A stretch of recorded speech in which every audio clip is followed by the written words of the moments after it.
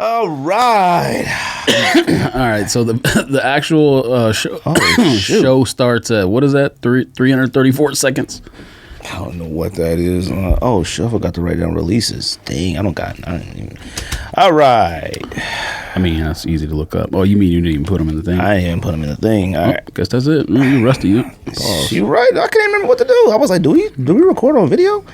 All right, let's do this. Yo, take this podcast, episode 225. George Greg back in the building from a break. I needed that break. I honestly is considering doing a break every month, like 3 episodes a month.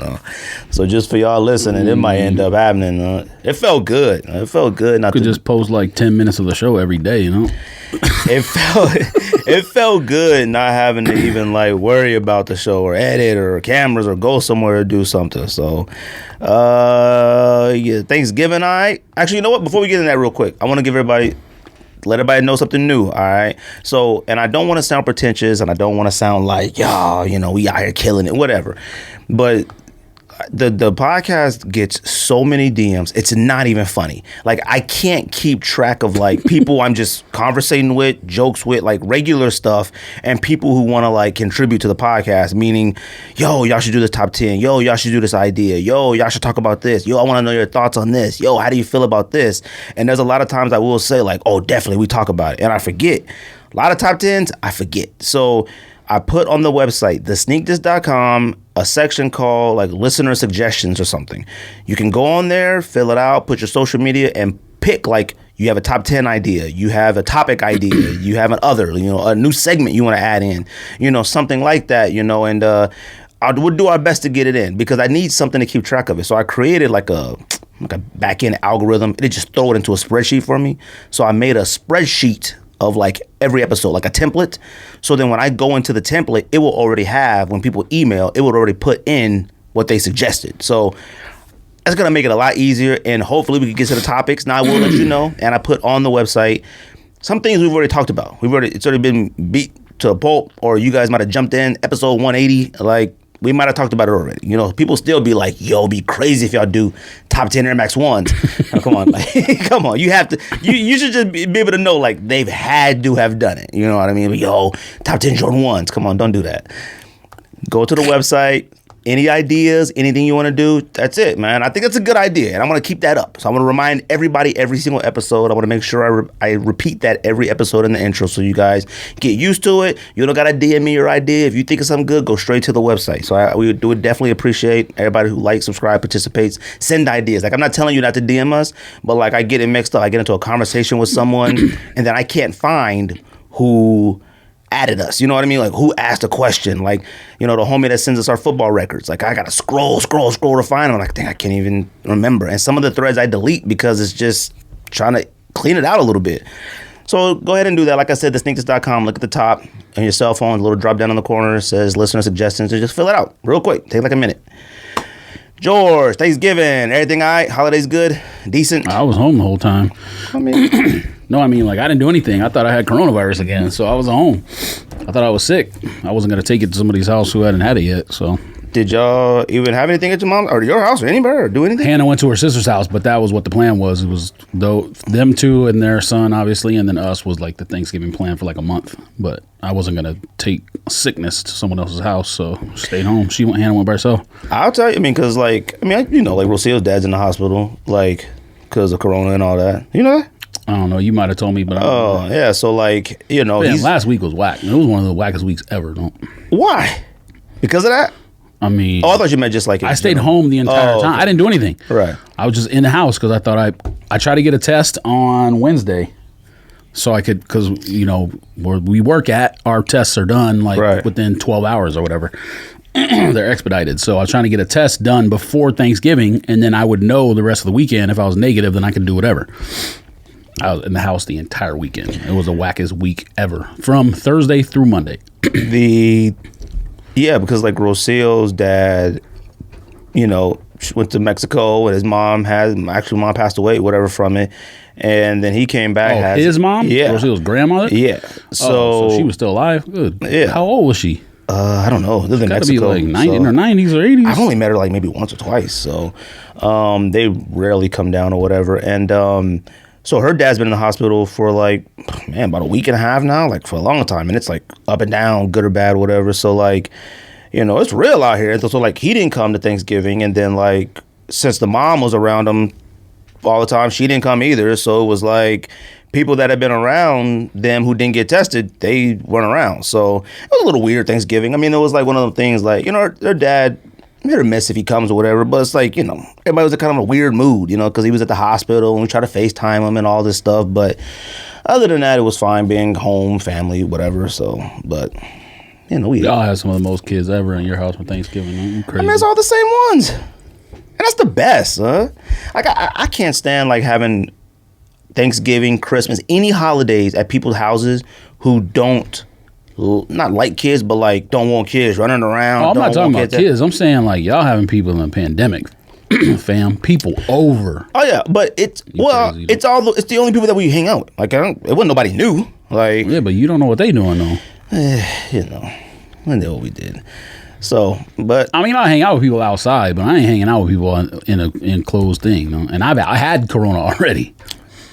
Damn, we are in perilous times right now, and I don't mean like the disease has gotten worse or anything. I just mean like already hospitalizations are almost maxed out ICU beds or whatever. Like I'm not even trying to play around. Hannah said like, I mean, I don't know if I'm supposed to talk about this, but I'll just say people Hannah knows are like basically like shutting themselves off from everything. Like they pulled their child out of school, just gonna stay home until like winter's over or whatever, or until the vaccine is here. I'm definitely prepared to do that for 2021. Like, I mean, honestly, I'm just waiting for the government to just shut it down. Like, shut it all down, man. I don't care. Government can't control people, don't. They can't control the people, but like, we can shut the restaurants and all that stuff down like you did and make it last longer. They can do what we did. We did it in March. Yeah, they would have to. If you do that, you have to pay people, though. I mean, you have to pay them to stay home. I mean, right. The government. Listen, man, capitalism does not work for the working person. And why working people think capitalism is good for them because they think they're going to be rich at some point, I have no idea why. But that's another story for another day. That's all right. Recording? Nope. Oh, okay. So yeah, you know, holiday was a little weird, but it was fun. I mean, it was fun being out of work. It was a little bit of break. I had never took that much vacation off for Thanksgiving, so I was off for about a week. Christmas, I'm taking a grip off, and New Year taking a grip off. You already off work. You at home? It's not off work. Not at home when you're sitting there with a 8-year-old yelling at him to be online, and then getting him on there, and then the homework, and the teachers emailing you. Fam, no joke. I'm so sick and tired of teachers in school emailing like, "Oh, I forgot to say this. Oh, I forgot to say this. Oh, I forgot to say this." Man, don't say nothing to me. Just do the online thing. It's just enough, man. Like, I'm over that. Now, my daughter has been still going to school. She's only in preschool, but there's only 6 kids in the class. So, like, the preschoolers are the only kids at the school, and there's only 2 preschool classes. So, it's like one class of 6, one class of 8. They don't even interact with each other. They stay in there. They all wear their masks and stuff, which helps out at the house. Like, it just does, man. Like, and I hate it for the kids right now, but they need to shut.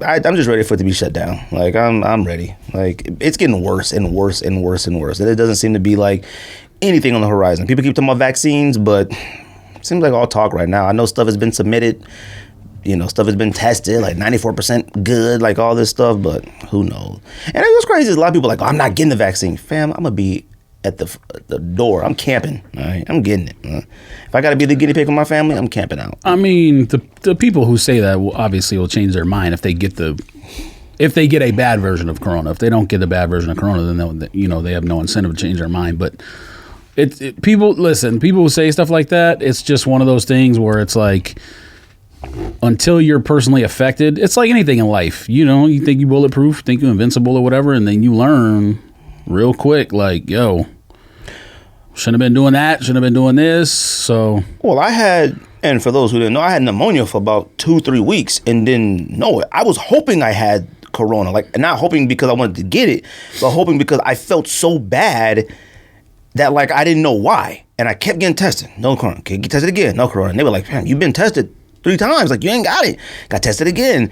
And I was like, Rocio, I said, you've never seen me use my inhaler this much since we've met each other. I mean, I was just using it, coughing crazy at night. And I was like, I have to have it. Like, there's no way. I could barely breathe.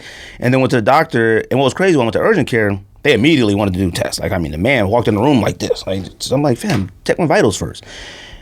Check my stuff, and then the doctor came in and was like, yo, we checking your heart. We doing an EKG. I'm like, yo, I thought I need some albuterol. Like, oh, you know, we give x-rays. Go to the next room now. I'm like, all right. Did all that. And they were like, yeah, you got pneumonia. Trying to give me the most I had never had pneumonia in my entire life. Gave me the most prescriptions ever. And I don't think, like, nothing was helping it. Like, because I would still feel fine, like, doing everything, like, talking, yelling, playing. But, like, man, I'm talking... You know how you, like, in the house, you just touch the door frame. You know, like, you're young, you always touch the door frame. You leave a room, I run, joking around, touch the door frame. Fam, it felt like I had ran a marathon just from dunking on the door frame. I was like, oh, yeah, I'm good. And I was like, it's a wrap for me. But still no corona. But good now. Perfect. Yeah, you probably had seasonal flu or something. Who knows? George. What? Oh, you know what? Somebody said, shout out to the homie I Am Legend. He has a phenomenal YouTube page. He does sneaker reviews and stuff like that. It's one of the homies. He's put on the YouTube page, we just started saying what we were into the podcast. Now, we used to do that when we first started the podcast, but then we got extremely lazy because we just wear whatever we had. It didn't matter what we was wearing. Yeah, I mean, I was just going to the gym or whatever. But I feel like now we're trying a little bit hard. Like, you've been wearing some fire to the podcast. Yeah, I've been starting to wear mine. To the gym after the show, so if I don't go to the gym after the show, I don't care. I'll just wear whatever. I'll just take some shoes to work. Oh, well, I'm wearing Asics Gel Light Saga Kill Bills today. I'm gonna put them on the screen too. Also, we did that, and then no one cared that we did it. So it was like, I mean, I don't mind saying, but yeah, well, what it was like, it ain't like we taking our shoe off and show you. Like, I can tell you, we could be wearing nothing right now. We could be barefoot, like, you know. But I am wearing Asics Gel Light Saga Kill Bills, whatever they are. The top 5, top 3 greatest Asics of all time to me, and to you. Maybe. I'm interested to see what these Kiths look like. Not I. You see that people posted Kith filter? What? Like, oh, what? They How getting ashy it was or whatever? They getting their shoes in. Like, well, that don't look nothing like. Well, I'm gonna you have to show me then, because I didn't even know anyone got shipment yet. I don't even got confirmation. Me neither. We'll talk about that order too. Confirmation. You talking about people from like the early thing like us, or people from the regular release? If people from the regular release getting their stuff before me, I'm gonna be heated. Huh? Oh, I don't know. I just saw like on IG, like, fam, look at this, and it just looked nothing like it. And then Curtis sent a picture too of one somebody had, like, one of the colors looked nothing like it. Now it might look a little better than the Kith filter one, but nothing like it. I couldn't tell there was a purple one on the thing. I wish I would have put for the purple one. That's a few colorways. It was a lot of colorways on there. Like, yeah, but there's one that's like actually purple, and on the website you couldn't even tell. I mean, the one that I got I think it's fire, but we got the same one, right? Better, I assume. The majestic. Yeah. What you wearing today though? Crepe Air Max 1 Navy. One of the heaviest shoes on earth. Yeah, so full gum, chewed up, already been chewed gum soled. Huh? I be forgetting I had those, man. I don't think I ever wore those again. Yeah, you will. Nah. They're fire. We should have bought the other colorway too. No, they suck. Back text. I mean, that's what they look like, but they don't suck. They suck. Them George fire. Pickups, George. They definitely suck. Any pickups? I got a long list of pickups. I'm gonna have to open an app probably because we haven't been here. So. I wrote mine down. That's how many pickups I got. Yeah, you probably shopping like crazy on Black Friday. Fam, I'm shopping crazy before Black Friday. The sales before Black Friday and stuff were better than what's going on now. I'll say mine though. I got Packer 4D, the collaboration. We're gonna talk a little bit more about that later. I got the Adidas navy one or blue one. Yeah, I got Adidas Prime Knit Boost to 2020, which I'm glad I got those. Now I think I did want to pay. I want to pay $70. You know what I'm talking about, right? The ones I sent you. Me and you had said they got the 2020 in the tongue, and we had said these got to go on sale for us to cop. They only had the red and black. What is it? The Prime Boost 2020. I sent a picture of Packer. Oh, yeah. I got them for $70, which I guess is pretty good. I mean, they were like, what, 180, 200? So got them for $70. I got some Reebok Classics, some green ones because them joints are just fire. A green right now is fire. They were $22. I got the orange Air Max 1s, Magmas, whatever they're called. About 3 hats. Shout out to Skate for sending us the Royal with the Pirate All-Star Game. Shout out to Skate. Man, Skate's the homie, man. I mean, I hit him up and asked him, you know what I mean? No hesitation. Like, that's the homie. A6 Fig, 3 Fig palette Majestics, whatever, and didn't get my size, which that was a big thing. It was a bunch of people like... Oh, that's why you're not excited to get them. No, I'm not, because there's a bunch of people like, fam, I ordered a 13. Well, I got a 4.5. Like, I saw a bunch of posts like that, and I was like, oh, okay, good. It's not just me. Like, I thought maybe I flipped it, wasn't paying attention, but there were people posting on IG. At least 3 people I saw. One guy said he got a 13, went to a 4.5. One person said they ordered an 8.5. It gave him an 11.5. One person said they did this. It gave him something else. So I was like, oh, come on. So I got an 11 in that. I told Curtis or Tapes they could have it if they wanted. You know, I said they got to fight over it. So, yeah, I'm about to say, they got a battle arena. They will have to fight over it. So I think I had promised it to Curtis first, but Curtis might not want it. He's kind of in a mood right now about sneakers. What, that celebrity death match? Yes. They got a claymation fight. I bought Ultra Boost Huskers, the red joints. I mean, them joints was, what, $90? Where we get those? Oh, the actual Nebraska. Yeah. College shoe. Then I bought some up-tempo Pippins, the Olympics for Cortez. I bought those for him. That's a Christmas gift. He didn't listen to the pod. He only listens to the episode he was on. Yes. Sometimes I walk in the room and he's just watching his little segments on the TV. So we got the smart TVs now. That's my little man. Right. I got a bunch of clothes. I mean, the most hoodies and stuff ever from everywhere, and a bunch of pants and a bunch of shirts and undershirts and stuff like that. This stuff is cheap, fam. Fam, getting $75 hoodies for like $38, dude. Come on, man. Like, I'm not passing on that. And that's it. And Comme des Garçons going out of business from all the stuff. I need to wear more of those Des Garçons shirts because them joints is way too expensive, man. I only wore the yellow one. I got like a purple, a green, a royal blue, and a white one. White one, I'm too terrified. Like, you mess with a white shirt that costs $108. What you gonna do, fam? Budget, fam. Fam, the budget. Got a budget. What you got? You about to say something else, and you caught yourself. Nope. Yep. I was about to start talking about PlayStation 5. That's what I was about to start talking about. Go ahead. Oh, yeah. Give a review. You going to give a review later? I mean, I don't know if it's a review, but PlayStation 5 is whack. Man. It's not whack. PlayStation 5 is not whack, but we are beyond. I think PlayStation 5 and Xbox have reached a point to where... You remember how, like, when you were younger and you didn't think it could get any better than this, but when you had you say that every system. When you had a Nintendo and you was like, "Fam, the graphics is crazy." Everybody was pixelated squares. You thought it was insane, you know. And then it's still pixelated squares. They're just a lot smaller now. Yes, thank you very much. I'm trying to keep it a Thank buck. you very much. And to keep it a Some buck. people might not know that. Some people might not know that. You never know. And then what came after Nintendo? Sega and stuff? Super Nintendo? Sega, Super Nintendo. No, and that was crazy. All right. And there was a dramatic difference between Sega and Super Nintendo, because Super Nintendo was really animated, colorful, rich colors. Sega was more like, not grimy, but like, it was like the streets. I don't know how to explain it. Then you went to Sega Saturn and Dreamcast and Sega CD. You skipped Sega Genesis. So. No, I'm talking about Genesis. Genesis and Super Nintendo. Genesis was a little bit more grittier than Super Nintendo. Super Nintendo was high animated, thick colors. Donkey Kong, Mario, all that stuff was like really cartoony. It focused more for kids. And then you went to GameCube, you went to Sega Saturn, Sega CD, Dreamcast, all them systems. And we get to PlayStation 1, 2, 3, all them systems, right? And when you get to PlayStation 4, and you're like, this is phenomenal. Me and you only own PlayStation 4s because we play Uncharted, which is arguably the greatest video game of all time. It is. It is. And I'm thinking to myself, like, oh, gotta get a PlayStation 5. Now, when PlayStation 5s first got reintroduced and came out and they started talking about it, everybody's like, yo, they're gonna cost $1,000. And I'm thinking, okay, it has to cost $1,000 because it's gotta be the greatest thing you've ever seen in your entire life. Like, I'm talking, at some point, we're gonna be playing actual holograms. It's gonna be insane at some point. It's just PS4, fam.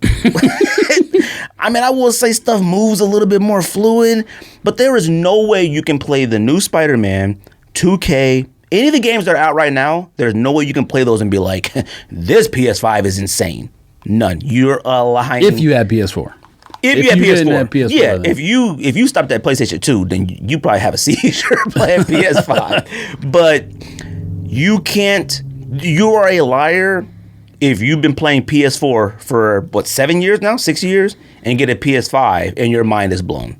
You're lying. All right. It's the exact same thing with maybe some more frames per minute. I don't know nothing about that stuff. I mean, it's definitely more powerful. Way more powerful. I mean, the thing, it's so hot. The system gets so hot, when you walk by it, you can feel it. Like, I can feel it on my leg. I thought about buying one of those fans to put in there. I was like, okay, this is way too hot. It's nothing. Inside the freezer. And I'll be honest with you, the system is ugly too. I always thought that Xbox was stupid because it was a box. The Xbox looks dramatically better than the PlayStation. Period. I don't even care. Don't blow smoke into your Xbox. That's the PS5. That's the PS5 review. And if anybody goes against that and says you're crazy, you're lying. You are lying. I mean, I guess now I bought one. It's not for me. I didn't open it, play it, but I assume it's just because no games are out. I mean, I've been playing video games since Nintendo. Obviously, a lot of people haven't. So, the younger generation. But I'm assuming it's because there's no games. But who knows? No. Wrong. No, it's not that. I just don't think the games that are out are the ones that you're going to judge it on. Like, it's going to be... Like, is that Call of Duty out yet or no? It's out. Call of Duty versus the World, whatever it's called. It's out. It's whack or what? I haven't opened it. I don't open stuff, though. Guess that's it. I'm staying like that. 2 Air Max 1 orange tangerines. What are they called? Magmas. That. Yep. Lava. Give them both. And no. Dunk. What's that called? Dunk called? Orange Dunk. Syracuse? Not Veneer. The next one. Ugly Duckling? Yeah, the Ugly Duckling orange. Or what's it called? Oh, I don't know. I thought it was Veneer. Veneer is the one with the green and brown, right? Veneer's Donatello. I'm going to tell you something. Blanc had Fit of the Year with those on. I didn't see what it was. Fit of the Year. That's the homie, though. If I could do anything, and you was right. I'm not going to say it on here, but you was right. Like, you was right about... Oh, you don't want to admit that I'm right? No. I'm not just going to say it on here because it's going to sound like I was hating or something, but... You always hating, man. Nah. Yeah, I'm going to tell you something. Blanc, Fit of the Year. Last year, Fit of the Year, Skate with the Alele Mays and the Carhartt pink socks and the thing, Fit of the Year. Yeah, we got to talk about that, man. I'm about to do way overboard. I'm about to do. And you could bring up the fact that Alele May retweeted it or whatever. Though you went way out of pocket overboard on that shoe. That shoe is not top 3 from last year. Now top 10, yeah, it is. Oh no, who cares? Top 3, 10, it doesn't matter. No, but you were highly upset last episode when we discussed that shoe. Yes, see, you were. There is no issue with. As a matter of fact, the thing that I didn't bring up was the fact that I think was it on the show or before the show we started talking about pink shoes and you went off as if you would never wear pink, and then fam, you doing all that? No, I didn't. I said I'm sick and tired of buying pink shoes. I said I got so many DS pink sneakers. It's not even funny. No, and I said the best. You said I don't have that many pinks. Me? Yes. Oh no, you said you have only dirty pink. You don't have anything that's like. That was a different pink we were talking about. No, we were talking about newborn baby girl pink. Yeah, there's a difference. Yeah, you said that. That pink on the Alele May is not newborn baby girl. You're right, but it's also not dusty pink or dirty pink. It's in between. Don't be out here acting like... It doesn't matter what it is. It's a top sneaker of the year. And whether 1, 2, 3, 4, 5, 6, 9, 10, the objective of the draft is to get every best possible one you can, and I did. That's it. That's personal. Yeah, that's it. That's in your top 10. My top 10 is different. That's like arguing. The thing that saved. Come on, no. The thing that saved your list was you went out on a limb in round 7 and got that Vapor Max. That's what saved your list. Went out on a limb. I didn't. Because you weren't going to do it because you were like, I don't have enough money enough. I had to calculate. No. I had to calculate. Yes. I could have made a mistake. That's the point is you weren't going to do it because you thought it would ruin the rest of your money. You're right. I wanted to draft blue. That's what saved your list. Blue. That saved me at 7? Mm-hmm. Oh, I got all the way halfway through the draft and number 7 saved me. That's because 7 was better than 4 through 6. That's why. That's why I say that. You could have picked that number 2 and it would have been justified. Yeah, but you know what? It doesn't even matter because you know what? I got them all. That's all that matters. Yes, but listen. I'm surprised he didn't pick it, but you knew I wasn't picking that shoe, especially at that point. Vapor Max, it's too expensive. Yeah, that's fine. That's why I didn't understand your argument with me about it because you were like, drafted the Larry before that. Fam, who cares? I got them both. No, that was a legitimate argument from me because I picked after you. I would have picked Turbo 1s if you didn't pick it. You picked it right before my spot. What'd you pick first? Travis Lowe. Okay. And what was that after that? Eric Costin Low Jordan 1. Okay. And see, you probably should have picked the Turbo before that. Yeah, because that Costin Which one's better? No, which was my favorite, or which one's better? Oh, which one's better? Turbo One is a way better shoe than that. No, it's not. My favorite to wear, of course, the low. Don't do that. You could go back in for last year when we did shoe of the year. You probably had that in your. I mean, matter of fact, I might go watch the video. My personal favorite. Don't do that. Yeah. You know, $24.99 shoe is better than Turbo Ones. Turbo Ones we only came around on of being like super fire recently because when you. No, stop. When we did our 2019 sneaker awards, I don't even think it was in the top 10. It was like number one over underrated shoe, but it wasn't in the top 10 of the top 10 like the actual top 10s. It's because you weren't sold on it yet. No. You knew it was fire, but you weren't sold. No, it was. No, don't blame it on me. Yes, it was. There's 4 people or whatever doing that list. And the room was like split. Nah, don't do that. Yeah, it was. I was the only one that owned it in the entire room. He has it. Andy has it, I think. Oh, then it was me and Andy versus you, Rico, and Blanc. All right. Why would Blanc hate and you know that what? shoe? I think Blanc didn't like everything hype. No, I don't think Blanc liked it. Shout out to Josh. Josh is the only reason I got that for retail. Sent it to me. Shout out to Josh, man. I got to put together 2021. That Finish Line. That might be my last purchase on Finish Line. No? It's whack, no. What else you pick up? I'm trying to find the name. What's the name of that shoe? What'd you call it again? Which one? Ugly Duckling Orange. Ceramic. Yes. Nice. Look at me, fam. You excited. I'm not going to lie to you. I'm a little hype guy. Because all I wanted to say was ugly duckling and veneers. Pat yourself on the back. All yes, right. I got ceramics on sneakers. Got lucky. Fire Red 4. That came in today. I haven't seen it yet. I'm keeping though. I should have woke up. Yeah, you should have, since you said you needed a 12 and I was helping you. I got 12s. Like I tried raffles and everywhere for it. Did you get it? No, man. I tried on restocks all freaking day. I feel bad. I was trying to get it for gifts. Feel bad. Yeah, you a loser. He should be mad at you. I mean, not even sneakers like that. He only asks. You get it from him every single year. He only asks this time of year. Last year you got, I think, Bread Force for him, the 12. It's for Irene, her husband at work. And you one got them from me. Oh, maybe I gave it to you, but I don't know. Yeah, you gave it to me. Well, I mean, anyways.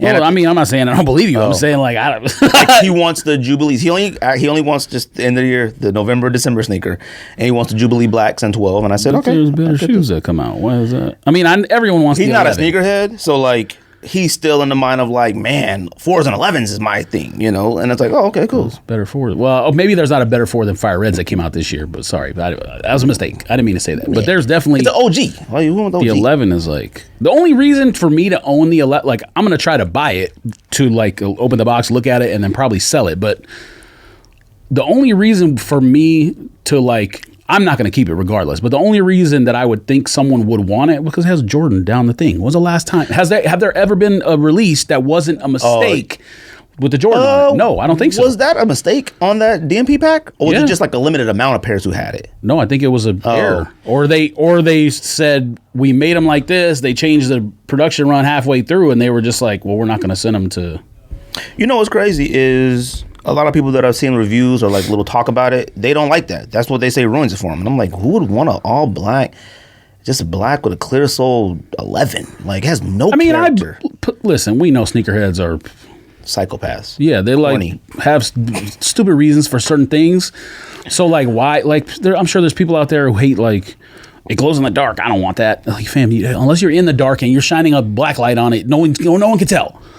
So to me, that's the opposite of like why you would want it, because that's like the little details is what makes a shoe that's just the same as like a shoe that came out 2-3 years ago. Yeah, but see, different. Yeah, but see, I don't like when people lose their minds over stuff like that. Like the sole glows. You're never anywhere this dark unless you in a alley. That's fine, but the opposite argument is also stupid. That they're only buying it for that or not buying it for that. Both it's the same thing. Yes, but with this one, it's different because it's never been done before, except the mistaken pairs on the DMP. I can see it definitely happening again. They'll beat this stuff to death. So, I actually think the shoe is okay. It's fine. Well, yeah, it's just a black Jordan 1 or Jordan 11. But yeah, I mean, I would think that's a reason. Like, people wanted the Space Jam because it had the 45. Right? Or which one was the one that came for the 45? 45 Space Jam, you're right. So people wanted that just because it had a 45 on it, even if they had another Space Jam from a couple years prior sitting at home. So it was like, I don't even understand why the 45 on the Space Jam or whatever it came out on Space Jam, whatever it was. I thought so. It made no sense. I could be wrong. Like, he didn't wear 45 in Space Jam. Like, what was the point of it? He didn't wear Space Jams when he wore the 45 jersey. What was the point of it? He wore double nickels. Like, get out of here. I mean, I think there was more than just that 10, but it was 10s. Yeah. He wore that one when he played the Knicks, which is why it's 55. But I'm assuming, because he wore 45, 13 games? Something like that. And he wore like a I would Penny imagine Hardaway there's like different... one game, something. I can't even remember. But yeah, but I'm assuming he wouldn't, he wore like more than one colorway of 10 at that point, but I don't know, I could be wrong. Let's see, what else? What else did I buy? The G-Dragon Air Force One, Paranoise. You get him a hand yet? Yeah, like... Fire? It's okay the for whole you to package. say it's fire. The shoe, like the leather on the shoe, like when Rico said, like, fam, open the box and the most leather is the most fire leather ever. Okay. It's not. Or whatever he said. Maybe I'm misquoting what he said, but he said like, it was the most fire shoe or whatever. Constitutional fire or something. The whole packaging, so it's like a regular slide out black Nike box, but it has the artwork on the sides. And then you open the box up, it has the, custom paper. And then the shoe has like pins or something, maybe Velcro, extra laces. It has like a tag on there that almost kind of looks like a sample tag, but it's probably has something to do with Paranoise or G-Dragon or whatever the artist is. So the whole package is fire, but the shoe, when I took it out, is like this like slimy, glossy leather or whatever. And it rubs off, but it wasn't like the materials were... not like hit it out of the park or whatever. That's what when I looked at it, I was like, all right. Like I picked it up, you took it out of the box, and I was like, okay, this is just the whole thing that they did was dope. I can understand why someone would want this. I think the black pair is way better. What's the point, man? I think the black pair is dramatically better. And who was that told you? Was it you that told me that someone said, was it Bruce that said it's like the Travis Scott of Korea or somewhere? No, Sakjig said that. Oh, okay. Yeah, he said like, whoever that is, I think he's just an artist, like an actual like artist, like painting or whatever, not like a music artist. Oh, I thought he's like a music artist. But whoever it is like the hype factor in Korea of Travis Scott hype factor here, which is why the smaller sizes all go high because small feet in Asia, we know what it is. Not racism, it is what it is. Okay. I'm just saying, like, we know what that is, so that's why the small pairs, like, fam, like 6s and 7s and stuff like that, and smaller going for like $600 something. So going for also, the Spiridon Cage, like oatmeal color shoe or whatever you would call it. Nah. I think you should. Nah, because I have that. What's that Reebok called? Wait, did you pay resale for it? No, I had a 20% off coupon. But no, you need less than that. The Legacy that I have, that's Pleasure's Legacy. It's the same color, so there's no reason to keep it. I mean, when I put it on foot, it was super comfortable, and I was actually surprised that, because when you take it out the box, there's so many like plastics and whatever else in the shoe that it's like there's no way this is comfortable. When I put it on my foot, it was actually comfortable, but man, I ain't keeping that joint. Let's see here. Man, what's going on with this phone? Hold up, let me check one more thing. Really, the only place I can get shoes these days is sneakers. It's weird. Normally, that's the hardest place to get shoes from.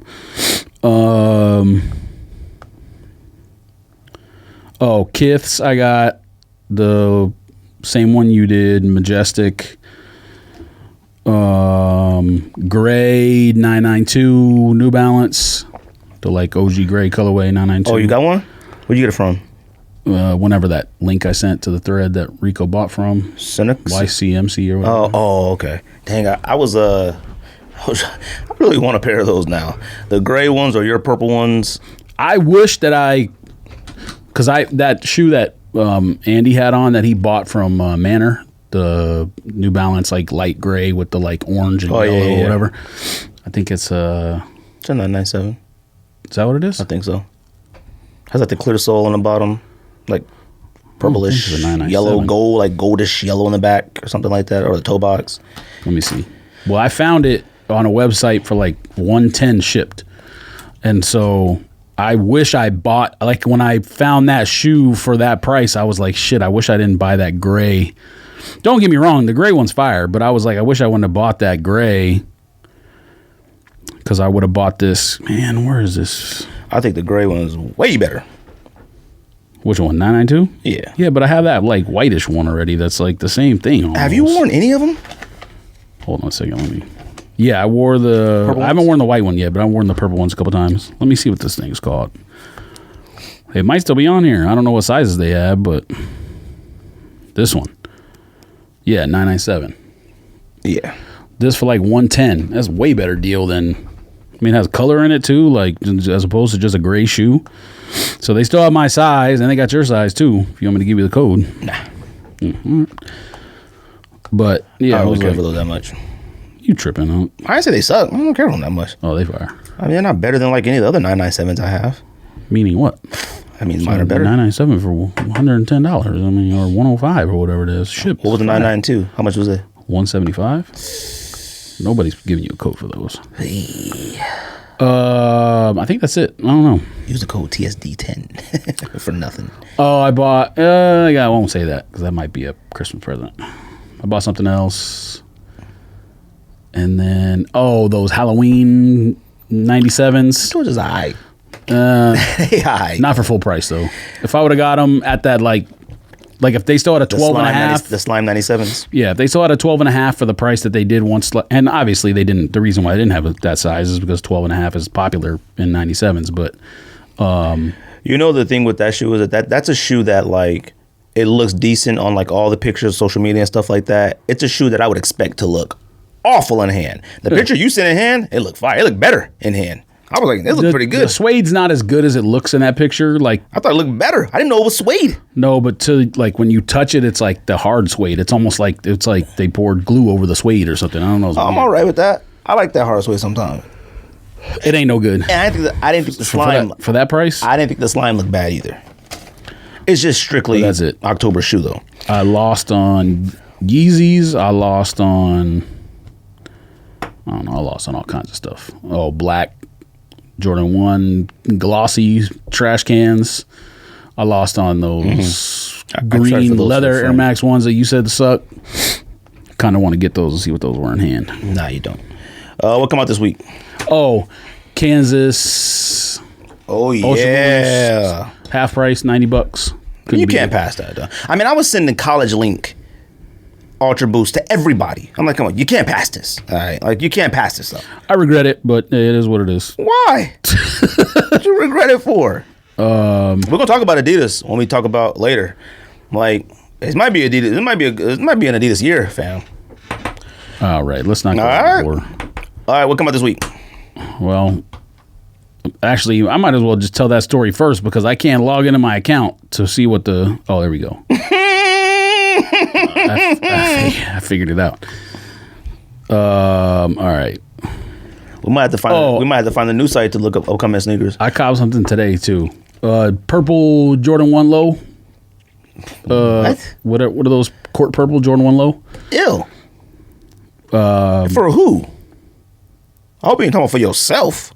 No, I mean I bought it because like when those things hit like Nike store, they sell out like that. So I was like just assuming if I get a 12 and a half, it'll flip. So I don't know. It probably won't, but it's only a $90 shoe. So I would say you better not be buying it for yourself. Hold it for 2 weeks and it'll flip. I'm sure. Why is that? Because you sure did discourage everybody else from buying them when the first colorways of stuff was coming out. What do you mean? Shattered backboard colorway came out. The yellow one came out. All those versions that are just like that. You was like, oh, you're saying just because of the fat one low look. And now later on down the road, you'd be like, yo, I needed this court purple low. I'd be like, yo, don't do that. I think it was one of those things where you're like influenced by when you follow too many Twitter accounts that like tweet stock is up or whatever. It was one of those things. I almost bought them ones today, them women's kind of off-whitish ones. Oh, well, you wouldn't have been able to because it was impossible. But I added them to the cart. I had a 7 in cart. Yeah, but everything in the back end on Nike, when something like that drops that you can actually make like $50 off. Oh, people had like, fam, there's a bot that they said had like 1,000 checkouts on that shoe. I'm so sick of that word bot. Well, so that's another thing that I was going to talk about today, just based on something I saw on Twitter. But anyways, releasing was the Summit White Jordan 1 women's that you're talking about, that you said you added to the cart. A topic that we're going to talk about later is New Balance 550s GRs coming out, white red, that releases. The Christmas sweater pack from Nike, which is a blazer, an Air Max 90. It was whack. Something else maybe. That releases, let's see. I know you don't like whack stuff, so just gotta scroll past it. Yeah, nothing comes out on sneakers until like I always check sneakers before I go to bed to make sure what time I got to wake up by, especially when I was like home all the last week or whatever. That's it, B. No dunks, no nothing. No, yeah, nothing comes out on sneakers till like the 8th, which is next week. You want to talk about GOAT since you in there? Well, I almost forgot about. Oh, December 4th, women's Air Jordan 8 Burgundy. That's this week. I saw that. Which obviously suck. You know how I feel about Jordan 8s. God, you know, coming out with like I just don't understand like the decision. Like, well, women 8? Like, what women are like? Yeah, I need the 8. Maybe a low. It's not a low. I seen. No, I'm saying maybe a low for women 8. A low Jordan 8 is one of the worst things of all time. No. It's better than a high 8. No, it's not. Yes, not even close. Yes, it is. Not for even a woman, close. yes, it is. For a woman, I mean, yes, no, I would say even a high on a woman looks better than a low 8. A low 8 looks like a croissant. Don't do that. Jordan 9 University Blue. Them is aight. No, they're not. What? Don't do that. Jordan 9 suck. Whether we okay, they suck. You know they suck. No, you know what it is like Jordan 9 suck. Jordan branded them is extremely smart because like when you don't see something for a really long time and then you see it again, you be like, them is aight. No, they suck. I will give them credit that they waited that long to release another one, which is probably the only reason that this thing will sell out. But it's aight. No, it's not. But don't do that. I don't like Jordan 9s. I mean, you're not going to be able to talk me. Listen, 8 and 9 was the worst 2-year stretch maybe in sneaker history. In iconic sneaker history, Jordan 8 and 9 is the worst stretch ever. No, yes, because there was a small period of time before all that 8s were like everyone's favorite at one point. No, they weren't. No, fam. There was a small period of time. Yes, it was. No, they weren't. Aqua 8s were considered upper echelon at one point. All right, so don't do that. That doesn't mean they were people's favorites. Just because it had like the color. There were was some nice. favorites. Fam, that was the era when I was in high school. No, trust me, man. No one cared about that shoe. Or maybe I was like 4th grade. You weren't in high school. I was in 4th grade when Aqua 8s came out. I was in 8th grade. It was one of those. It was one of those years. Fine. No one cared about 8s. No, I mean, people bought it because it was cared about 8s. No, they didn't. Okay. People bought it because it was a Jordan numbered shoe. Now, no one cared about it. Now, yes, 8, 9, 10. The wackest stretch. No. Ever. 10 doesn't deserve to be anywhere near those two. Yeah, no, it does. No, it doesn't. 10s are whack. No, it doesn't. 10s are whack. No, they're not. 10s are whack. No, they're not. And fire at the same time. No, they're not. You know what you need to get better doing? You need to get better at saying stuff as fire, even though you don't like it. They're neither. No, Jordan 9s? Sam. They aight. Stop it. I don't like them. Giving me advice. Don't stow yourself off a bridge. What's up with you and GOAT, fam? My advice. Hold on, I'm not done yet. Nah, you done. Jordan 4 Sashiko. Probably only. Did you do the raffle? For what? The Sashiko. On what? End or end. What? Yeah. Oh, not yet. Oh, it's too expensive. Yeah, it's probably $300. I clicked it and I was like, I don't know nothing about $335. Oh yeah, no, I wouldn't even. I would throw my phone. No, I was like, maybe if they sell them for $900. Is that Skate Habibi on there on the end? What is that? No, I didn't see it on there. For some reason, they had put on those ones that are half pink, out. Half green. Yeah, I lost. Oh, I tried for those. Damn, it's tight. Huh? You don't like those? Boston Celtics? Them joints is fire. Damn, I'm pretty sure on the episode like 3 weeks ago, whenever I said you say suck. No. Way longer than 3 weeks ago, I did say that. But I then, at like another week after that, I said them joints is aight. Oh, now they're fire. I think Donna sent a video of them. So you went like this. They aight. They aight. All right. They aight. Frame Skate, Habibi, Dunk Low, SB. I'm assuming that's only at that Frame Skate store or whatever. No, they got them at a Black Sheep put up a... No, raffle. I know, but I'm saying the first date is always the skate shop of whatever, and then the other skate shops do theirs, and then sneakers comes out. BB. That's what it says. Oh. So you making fun of it. I'm thinking like Hibbert Sports.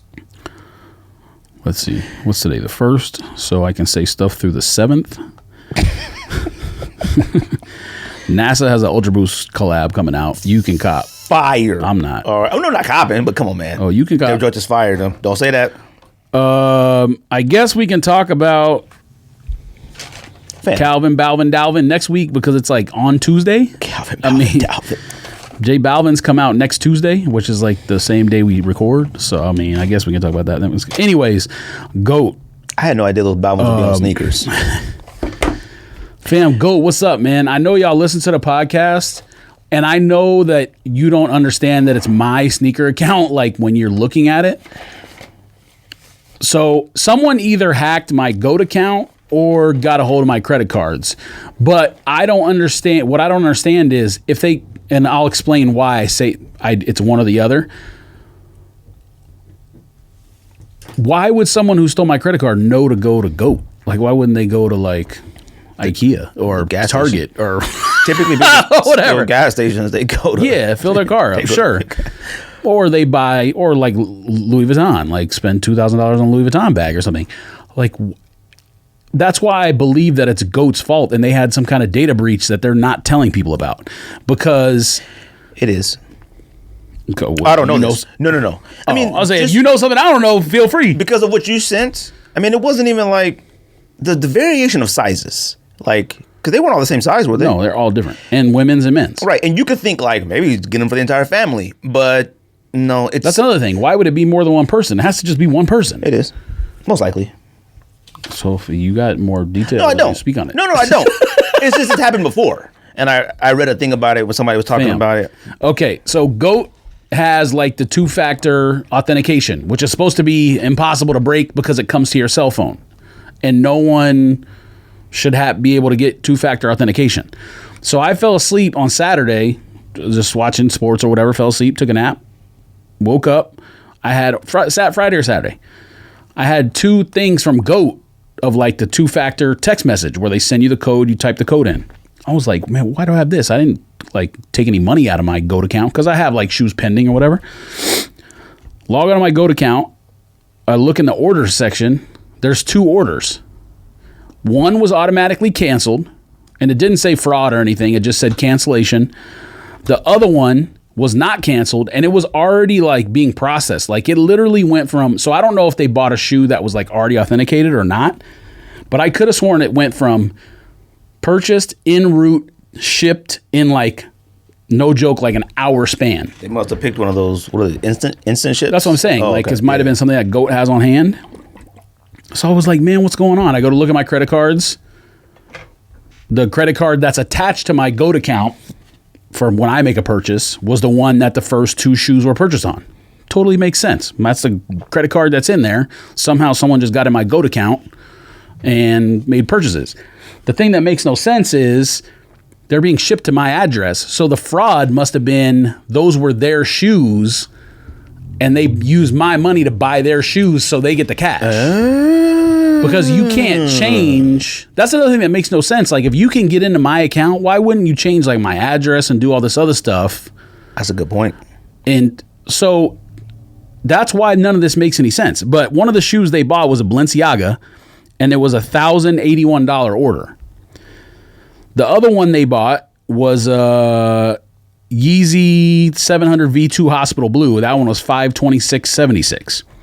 That was the one that went through onto my credit card and was actually shipped. So I immediately, like I said, I woke up, I found this out. I immediately go onto the GOAT app, and because you can't call anybody, they don't have a phone number. So I immediately go in there and like mark the orders as fraud or open a case or whatever you do with GOAT. No response. I changed my password immediately. Two-factor authentication, all that stuff. Check my GOAT account. Another hour, another order. Jordan was the one coming out. Oh no, this is the anniversary. Oh, is that what it is? The black one, 11th anniversary jubilee. 25 year. Okay, yeah. So they bought that shoe, $375.82. They bought it with my other credit card that's not even linked to my GOAT account.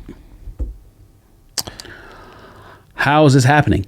I go back in there. I send GOAT another message like, fam, they're still checking out on my account. I've changed my password and gone through the two-factor authentication. What's going on here? Check my account 1 hour later. Another order. Off-white Jordan 4. Women's 9.5. They was copping heat. Yeah, but that's what I'm saying is I don't think they were, it wasn't for them. It was. You know what I'm saying. They ain't copping just some old. And the funniest part about it, what for the sale women's Jordan 4 off-white, they put it as a GOAT storage. So again, are you just copying shoes that are like the fraud is like it's your shoe and you just trying to get my money from me? That's all it is. That's what I thought. So again, saying go to another email, change my password again for the third time. That was the last order that actually went through. I assumed GOAT would respond the same day because, like I said, 2 were auto-canceled and the other 2 were not. And they were on 2 different credit cards, one of which is not even attached to GOAT. I have no idea how that's possible. So, actually, you know what? Now that I think about it, maybe I did make a purchase with that credit card. So maybe it was a breach. Because if that credit card is not attached to that account, how would they get it other than from the history of me buying something? The plot thickens. Let me look at this order. Don't do that. Yeah, the plot thickens, fam. Look. So then what happened? They contact you eventually, right? So they didn't contact me all weekend. I sent them a DM on Twitter. I went through the app. I found an old email from when they lost my shoe that one time. And I sent them an email on that. No response. On Sunday or Monday, I'm getting my days confused here because, like I said, I thought I had coronavirus. Whatever day it happened, 2 days later, I get the text message from my bank like, this charge just went through. Is it fraud? So you can't say it's not fraud because I didn't make the purchase. So I had to say, yes, it's fraud. So they canceled my credit card on both credit cards. That's the credit card that I use for my daily purchases and I get my Southwest points on. A bunch of automated payments are tied to it. I use it to pay bills on everything. So I got to redo my entire credit card thing because of GOAT. I checked my credit card statement Monday. The first GOAT purchase was not refunded. It went through. Call the credit card company. I said, you guys sent me alerts yesterday saying that this purchase was fraud. And I said, yes. Why did it go through? Oh, we'll reverse it for you, blah, blah. The charge was reversed. Then today, Tuesday, GOAT messaged me, emailed me back, and had the nerve in the email to say this. Where is his email? This one still on? Yep. Thank you for contacting Flight Club. We have issued refunds back to your payment method. Please allow 7 to 10 business days for the refund to reflect on your next billing cycle. If you haven't already, please change the password on your Flight Club account, as well as the password on the email address associated with your Flight Club account. A few quick tips about password security. Use different passwords for all of your online accounts, including your email accounts. So not only did they not contact me for 4 days, which made me cancel my credit cards rather than them just canceling the orders and refunding me from the very beginning, they are lecturing me about my passwords in my GOAT account when their stuff is what got compromised. Because I didn't have any other account get something stolen. If someone's stealing my identity or compromising whatever, they would be logging into all my accounts. Email, banking, all this other stuff. More important stuff than your GOAT account. Yes. They got the nerve to lecture me, send me a form email lecturing me about password security. Fam, that password had uppercase, lowercase, special character, and a number. You telling me someone broke that? Fam, go. I know y'all watch this podcast, and we've been partners in the past, but y'all got to shape up, fam, or you going to get flamed to high hell. Nah. Period. Nah. Honestly, you could flame them. This is... Okay, so when you sent all that stuff, I've never had anything like that happen to me, ever. Like, 2020... And I don't want to start saying 2020, but like everything that has never happened to me sneaker-wise has happened to me this year. Lost packages, like all kind of stuff. I had never had that issue whatsoever. So when you sent that, you saying like you got the notification from your bank and then they contact you today.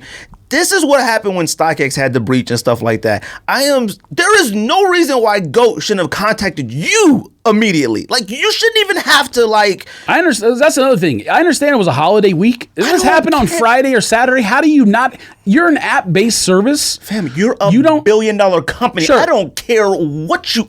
Listen, I get it. Holiday weekend, you're an app-based service. You don't have a phone number. If you don't have a number I can call you on, you need to have someone checking these messages. We talked about that on another podcast. I don't know. And did it take 4 days because they had a bazillion other customers that happened the same thing? Is that why? Maybe. Because if that happened, then it is on them and it's a data breach. Which it might not be, because I haven't seen nothing on social media about it. When it happened to StockX and other companies, that stuff is all over the place. Like, plenty of people complaining. We talked about this before on the show when I think it happened again with StockX or whatever. There is no reason why these billion-dollar companies who continue to have issues with shipping. Oh, it was a shipping thing. We were talking about with yours one time with StockX or something. No, it was your box. Pause. Whatever it was. And we were talking about they need to have a checklist and be on the truck, whatever it was. Fam, you said you got a box that was smashed. Oh, yeah. The outside box was perfect, but the inside box was smashed. So, like, we were talking about that, and we were talking about, like, whatever it was. These companies should have call centers. Like, there is no reason why they shouldn't have a room of about 6, 7, 8, 9, 10, 15 people taking phone calls from customers. I am so sick of... It's like Uber and all these other companies. They're the ones who started the we don't have customer service stuff other than like you can send a message. Fam, I'm sick of email. I'm sick of live chat. I'm sick of all this. Now, some live chats I've done will give you the option. Live chat might be better, no? Oh, yeah, it does, because some of these live chats, because you know... Goat makes it look like live chat, but guess what? They don't respond for 4 days. Fam, Goat should have been contacting you. Oh, shoot. Look what happened. Like, well, we tripping. Yeah. Like, how did they know to cancel 2 of the 4? No, there is nothing worse than canceling. I mean, there's plenty of things that's worse, but canceling a credit card is one of the most annoying things you can do. Rocio had to do it. All kinds of stuff attached to it. Rocio got like swindled on some Lysol stuff. Some site in Japan slinging Lysol or something, China, whatever it is. Had to cancel her business account. All this nonsense or whatever. This is why people abuse StockX and GOAT and stuff online. Like, this goes back to a long time ago when we shut down the podcast because of the virus and stuff like that. It would be really nice if these people, these companies would say, send you that lecture email. Fam, I would have lost it on. I would have sent another one. I haven't sent my response yet. I would have lost it. Do not. It's that humble factor. Yo, like, oh man, we was tripping. They didn't give you a code. Like, yo, you know, here go.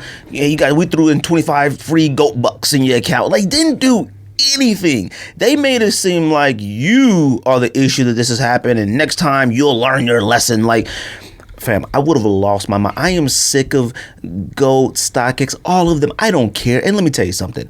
This is a sneaker podcast. Something happens sneaker-wise, you get flamed or you don't get flamed. I do not care. Yes, GOAT is somebody. Our GOAT site is still up, all right? GOAT.com/sneakdiss. I don't care. Customer service still matters, especially when you're selling stuff with such high amounts of money. They spent like, what, 2 racks? Like, come on, man. Like, I shouldn't have to go find you to say, how did somebody spend 2 racks? Like, I shouldn't have to. It should be an automatic alert. I don't care if you cutting your turkey right now. Somebody should be in there like, oh, shoot, we got an alert. This happened. Contact George Martin. Hey, man, sorry, we already handled it. Don't worry about it. We got it under control. We're going to handle it. Something. Nothing whatsoever. I hate that stuff, though. And that's the reason why people don't fade away from stuff like that. Like people don't use it. Oh, I delete the app. Whether they actually do or don't, I don't know. But that's why. Stuff like that, I hate it. Well, the thing that's on top of all what you're talking about, the fact that they are saying Flight Club in the email, like the man, like it says John Smith, GOAT in parentheses. So it's obviously a GOAT from a GOAT customer service person, but then it says for your Flight Club account. Fam, what's up, man? Look, man. They better get their acts together. I know that. But I haven't sent my response yet, and it will be scathing. Nah. You got to send a scathing one on social media, too. Everything. You have to. Like, there are certain things that are just worth it, especially when it comes to money, and then when it comes to sneaker business. Because sneaker business is one of the most... If there's a thing when, like, anything happens to you bad, like scam-wise, shipping, loss, anything sneaker-related... There is not one sneakerhead that is fully confident, if it doesn't have to do with Nike, that they're going to get their money back. None. I have been surprised with Adidas and Nike. I have never had an issue with Adidas. This year with Adidas, I had an issue with stuff. And they lost my Ultra Boost, all my Ultra Boosts and stuff like that. They sent my money back. They contacted UPS and figured it out and got my money back. Anytime... You'd be like, oh, package lost. I don't got confidence in UPS or FedEx or call the sneaker company like, yo, my package is gone. I don't have a zero. They got too many packages. I feel like I have no confidence in like, I just don't understand the process of everything. Like, I feel like even when, like, you send stuff to, and I hate bringing up StockX when we're talking bad about GOAT right now, but, like, when you send it to, like, StockX and anybody, yo, got it, verification, all that, and it's still, like, 2 or 3 weeks on my money. Like, it's like, fam, where my money at? You already did everything. Like, and it just goes to the wayside, you know? They just got to do better with that. Like, it's an amazing amount of money for stuff like that to be happening, and the fact that we got linked credit cards specifically for sneakers and stuff like that, it's very important. Like, them credit cards aren't just for sneakers. Like, right. Anyways, I would have lost it on them. I should have lost it on them on the Sneak This account. Like, I don't care. Like, they tried to lose it on us one time, and it was a GOAT episode, and we talked about StockX. Like, I don't care. Like, anyways, I mean, you got your money back, right? Or whatever. I mean, yeah, the credits were already done by the credit card company, so that was the next thing. Is I was gonna say, I hope I get double money in my account. No? Get my credit card company refunded and have GOAT refunded. You think I'm gonna tell them? No, they owe me. Fam, if them shoes showed up, the ones that were shipped, I would have resold them on StockX. I'm not even joking. Oh yeah, and you got refunded. I'm selling those. Yes, would have sold those in a second. You know how quick they click the requested return from on UPS? That joint was already almost to my house already.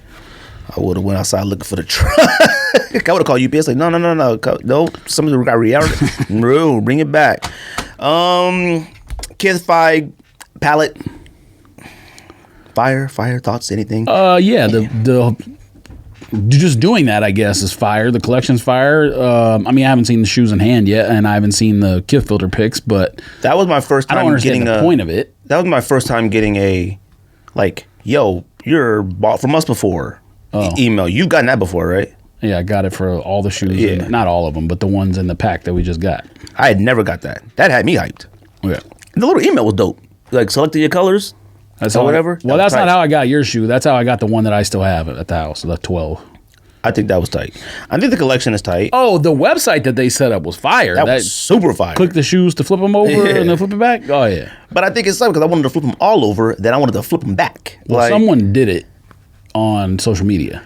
Oh, they did? Like, yeah, they were like, in case you wanted to see all the shoes, here they are. I don't remember who it was, but someone did that on their account. We always speak really high of Kith on this show. Some of the colorways, which I think we had talked about. Ronnie Feig is a cornball, but they have their stuff together as a company in terms of promotion. And a lot of people complain about sometimes how hard it is to buy on that. I've never had a supreme issue where it was like out of control, like buying off Kith. Like, especially when they did the app, I've gotten majority of the stuff I've tried for. Even for that last pack, I mean, I got it in cart a bunch of times. Like, I mean, I think sometimes when it comes to stuff like that, it do make you feel like, dang, I got it in cart I couldn't check out. But sometimes I'm okay satisfied, like, feeling like I had a legit opportunity to buy something. Kith has done stuff with BMW, Tommy Hilfiger. I mean, some of the biggest brands, and the stuff is always fire. It's a little pricey. It's very pricey. A little more. It's more than a little pricey. The colorways in this palette release, I mean, some of that stuff has been GRs before. Like, the only reason that I don't think it was like, you know, like it dropped it down a tier is because we've seen Kanye do it. And he shared the pictures from all this.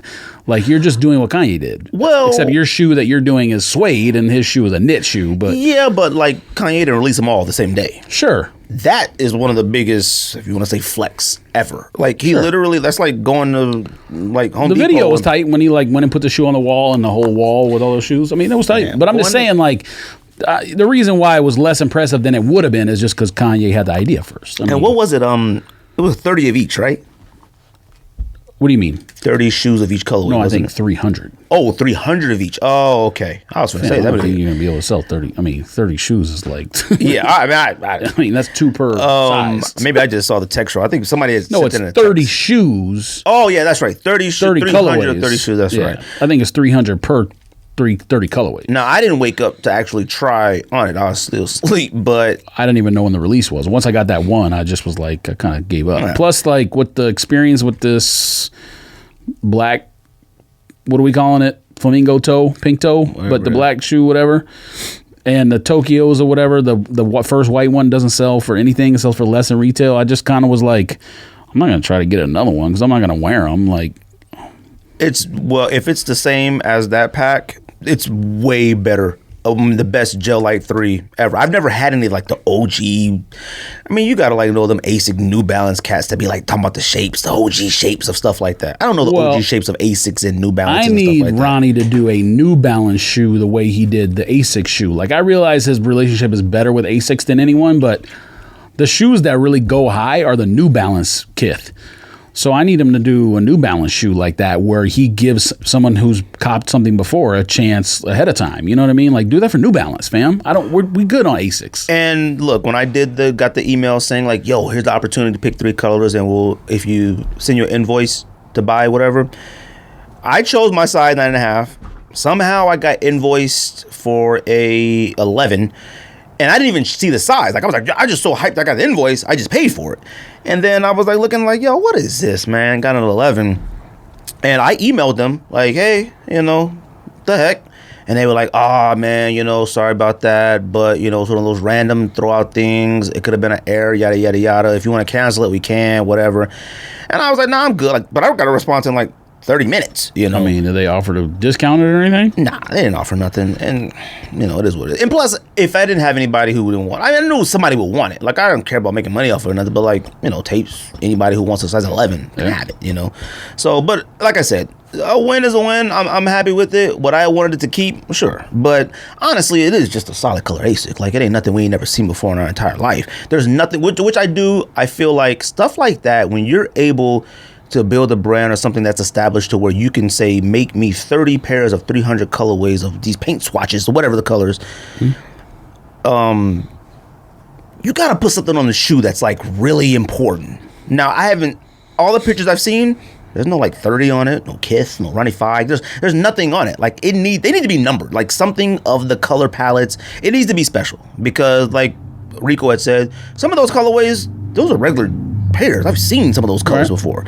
So that's the only thing I will say that I don't like about it. Like I feel like it's something that special. The first time ever I've seen anybody drop it. Kanye did it before. It gotta have something on it. Something on it. Ronnie 5, Kith, collab, Aces, whatever, something on it. Right.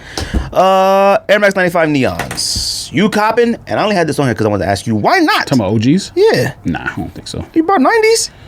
Yeah, but it's a more iconic shoe. Way more iconic. Yeah, you're right. I seen a lot of people already get them already. I already have mine from like what? Yeah, we were at Nike store and we should have bought the Air Max 1s. Whatever it was that day.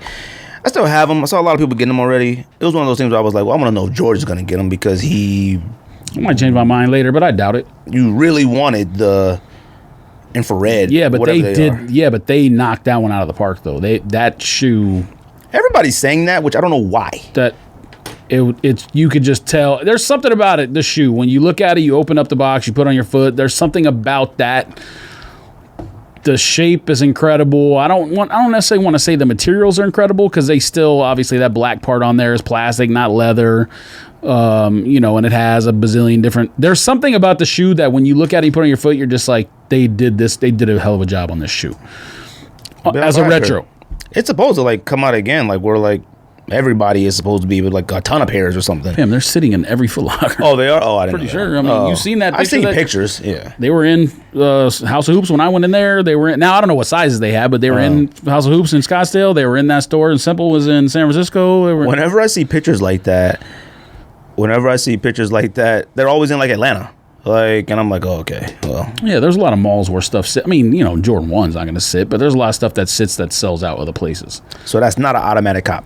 What, 95 Neons? As of right now, no. I don't even know when the last time I put a 95 on my foot was. I know you have a couple of them. But. Well, what's funny is that, like, I have a love-hate relationship with 95s. Like, I honestly think, like, as I got older, I was like, these are overrated. There was one point where 95s were, like, considered, like, one of the greatest ever. And I was like, I got a bunch of 95s. I think camos, safaris, all kind. I was kind of jaded by the fact that like the OGs that I have wasn't the neon, it was the orange. So same. That was an OG though. Yeah, I know. Yeah. I got it same year, same time as the neon one, but it was like one of those ones that has a factory flaw and it squeaks in the inside the shoe. So I think I was like literally jaded by that, and that for some reason in my head I'm like every 95 is gonna have the squeak in it now. So I'm just like. Plus, they're too expensive. Like, they're 160. I don't think so. I think they're 180. Aren't they the same price as what do we get? 97? It's not but whatever that Halloween 97 was 180. God dang. Now I realize we just like laugh at paying 180 for an Ultra Boost, like, haha, that's nothing, 180. And then with Nikes, we don't do the same thing, but I think I look at it differently. Not really. Fam, I copped. We'll talk about it. Ultra Boosts were instant cop for that 2-3 year period at 180. And think about it being 180. Yeah, of course. And Nikes, I would never do that. I mean, there might be certain pairs, like an Air Max 1 OG colorways, like you told me, like I could get red, blue, right, orange, whatever, any colorway that's come out, and I would pay 180. I would say yes. But like, if I knew the infrared 90s were 180, I probably would have said no. God, what were like Kith Aspens? 225? Something like that, 220 or 240 or something. New Balance. But yeah, when you buy them, you know you can sell them. They were like 800 when they first came out. You still have those? Yeah. I really haven't sold any Ultra Boosts. Like I sold like Mystery Grays and Triple White OGs. At least as far as the OGs, I think those are the only ones I sold. I still have Triple Blacks, which I don't know if the last time you saw, they were on the sale thing this week from like $82. I was looking for them, and they were sold out. They only had like 8.5 and down, but still, like, I hate. That's the only all black shoe I like. Paid for that shoe. That's the only all black shoe that's the only all black shoe that matters. All right, those are the ones that like the kitchen people wear. I get mad when I look at thing and realize I paid Sunika 180 for them greens, because I told you I took the Adidas pair back. Yeah, I did that. No, we took this. Well, kept the Adidas pair. Took the right. I did that too. Well, I got it mixed up too. I was like this. Oh shoot! I was like, I did. Damn, there's a serial number inside the box. Yeah, that's what I looked at. I know. I ended up looking at it, but I was like, oh shoot! I was like, I don't know what I did. I had to go back in the closet. I had to look at the numbers. I had to. New Balance 5550s, General Lee's. You copy any of those?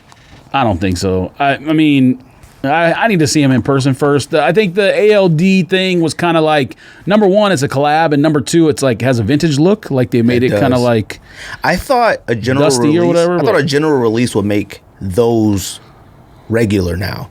Like, you know, like, oh, they are right now. You know, I thought them being New Balance messed up in that they did it so close to. Yeah. Like, why would they just come out with ALD last month or whatever, and they're already doing GRs? For some reason, I feel like that's a new thing. Like maybe they just didn't want to get the mold out for only like 4 shoes. Well, see, I don't understand. I don't know why I thought this, but for some odd reason, I just felt like that was just gonna be it for like the 555 for a while, like a long time. Like, I mean, the 5550, whatever it is, 550. I didn't think like, oh, we'll get more or whatever. I also thought when I saw the pictures of those, I was like, well, the ALD ones, they all right now. Like, I don't think they extreme fire anymore. But then I went back and looked at them and saw like some super close pictures of the Amy Lynn DR ones, whatever. Them are dramatically better than these GR ones. I might cop one of these, but I don't think I haven't seen, and you probably know more than me, I can't remember a year where, not a new model, I mean that 5550 isn't a new model, 550 isn't a new model, but like where a model that hasn't come out as a GR yet started as a collab first and then came out as a GR. Like this year, 327 New Balances, they came with Casablanca first, and then all these other ones, and then that Stussy, the oatmeal you bought, came out with Stussy first. Is that a new model, that cage? I don't know. I mean, obviously, whatever that Spiridon's not. Yeah, Spiridon isn't. But that Spiridon cage, whatever started with Spiridon Stussy, 2 is what that's then they came out with all these other ones, and then this 550 came out with ALD, and then came out with a general release. I think that's a vintage shoe, though. I think that's an old. Yeah, but I mean, like, shoe. They didn't like drop some regular ones first, and then people start collabing with them. I feel like this year I've been seeing people get the collabs first with stuff before the GRs come out. Like, well, I mean, I think that's the thing that's always kind of curious to me is like, does ALD say, hey, we want to do a 550, or does New Balance go like, yo, we want to bring the 950 back. You guys want to do the first collab? It might be that way, because I can't see ALD like, yo, let's do the 550 of all the shoes we can pick.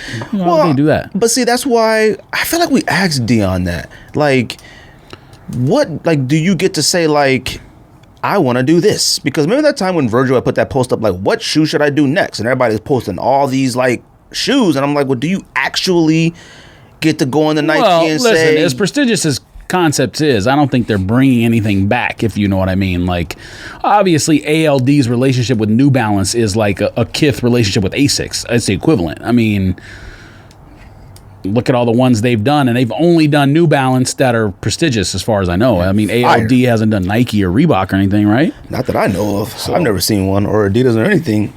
But I don't know. I think they're okay. I don't think I know you said the blue one was all right. Like, I feel like these look older than the ALD ones. I was like, these look old. These are like, my dad had these in the gray, like the 550s. I remember those. Would I wear it if someone gifted it to me or something? Yeah, absolutely. But like, I'd probably buy it if they were 90. I don't know. I'm not paying more than... to see it in person first. I mean... I don't know if I would wear it. I don't know. Curry brand. That happened. We talked about it a long time ago. It doesn't matter, but...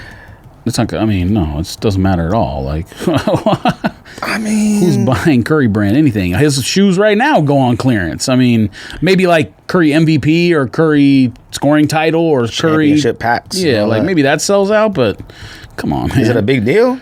Under Armour like got out of their UCLA deal because they couldn't afford to pay UCLA their whatever the sponsorship deal. Like, come on, man. So it's not a big deal. No, not at all. Because who's going to buy it? I mean, I feel like stuff like this, maybe we just don't know about it. Even if Steph wasn't out last year and was still balling and like, because, obviously we know Steph still is just as good as he was. He just out of sight, out of mind when he's not playing. Like, no one was talking about KD last year, really, but we know KD's still just as good. So when you go out of sight, out of mind, it's like, eh.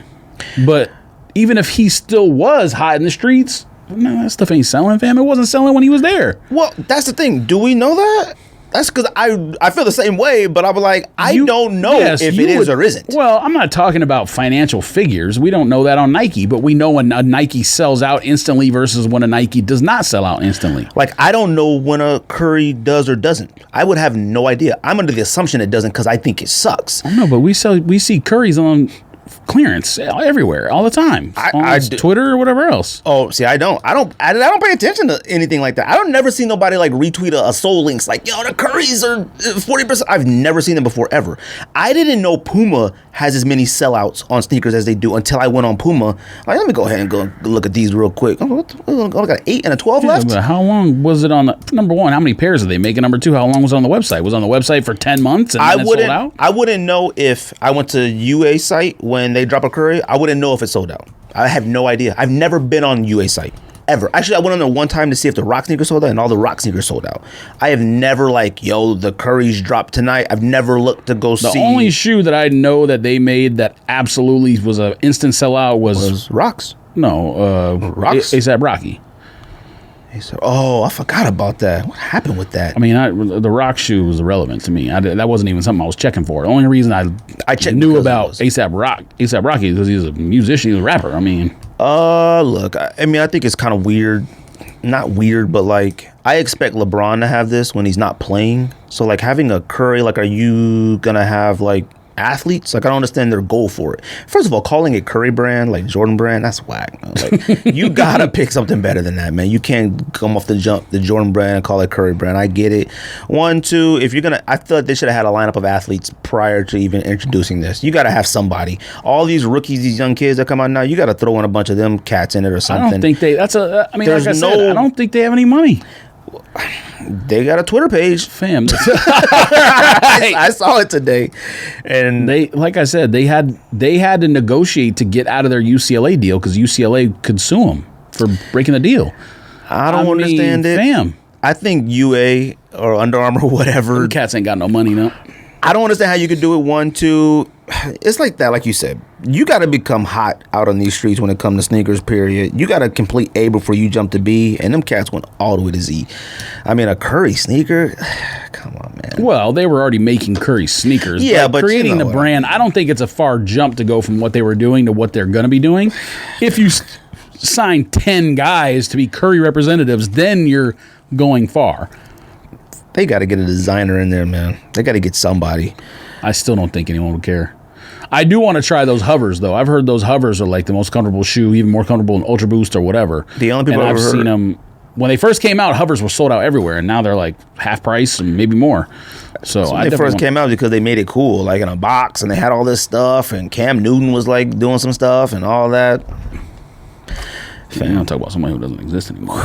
we want to talk about like sad. It's a little low key sad. We're gonna talk about that. When we talk I can't football, see. though. I don't feel bad for Cam because that Cam meme was clowning when they smashed the Raiders this year when he like slid off the bench. I'm still mad about that. I'm not mad that he did that. I'm mad that everyone made that the meme of like the season. It was funny. And now.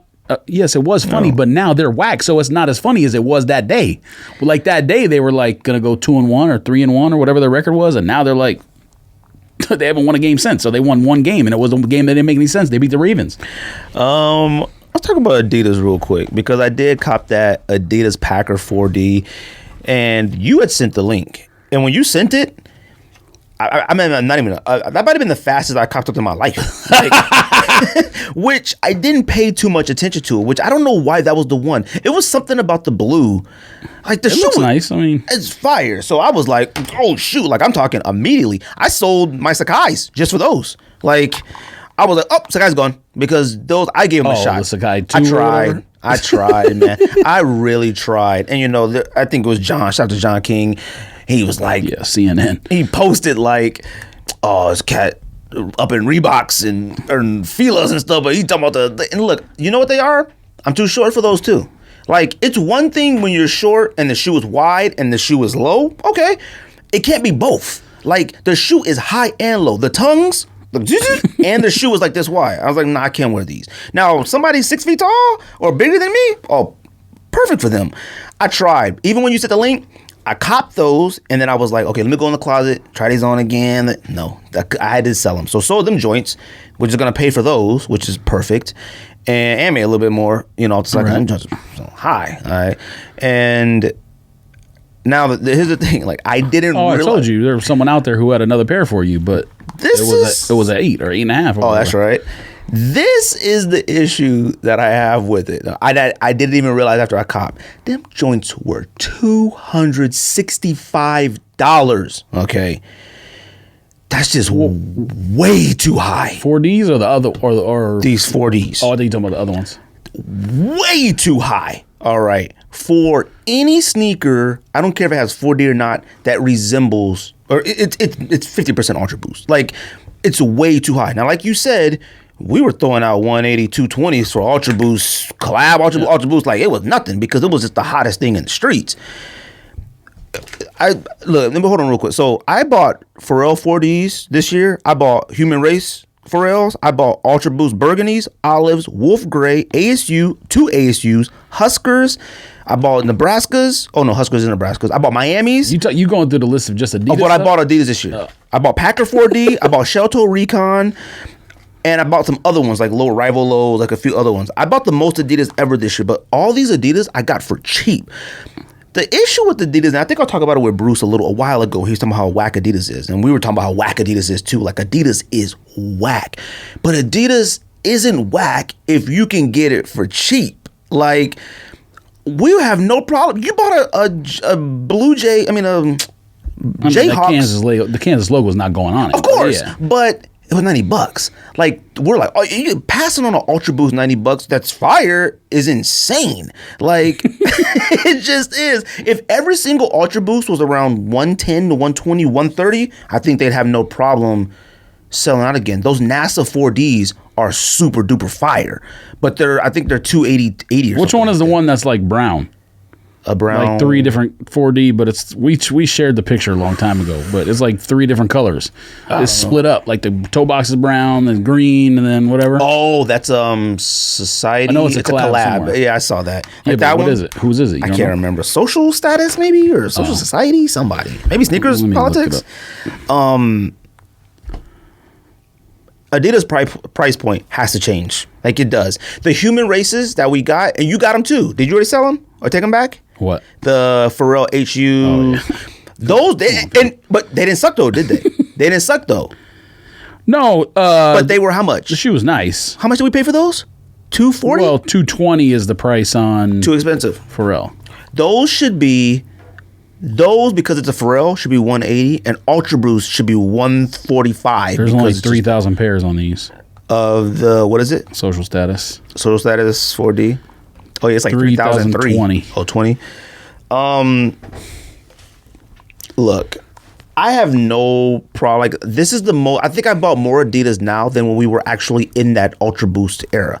This year, I bought maybe 15 to 20 pairs of Adidas. Okay, worth anything? Nah, maybe not. All the Ultra Boost, fire. I bought the most Ultra Boost 1.0s now than I did back then. Like, Adidas is still making something that we want, but it has to be cheap. Period.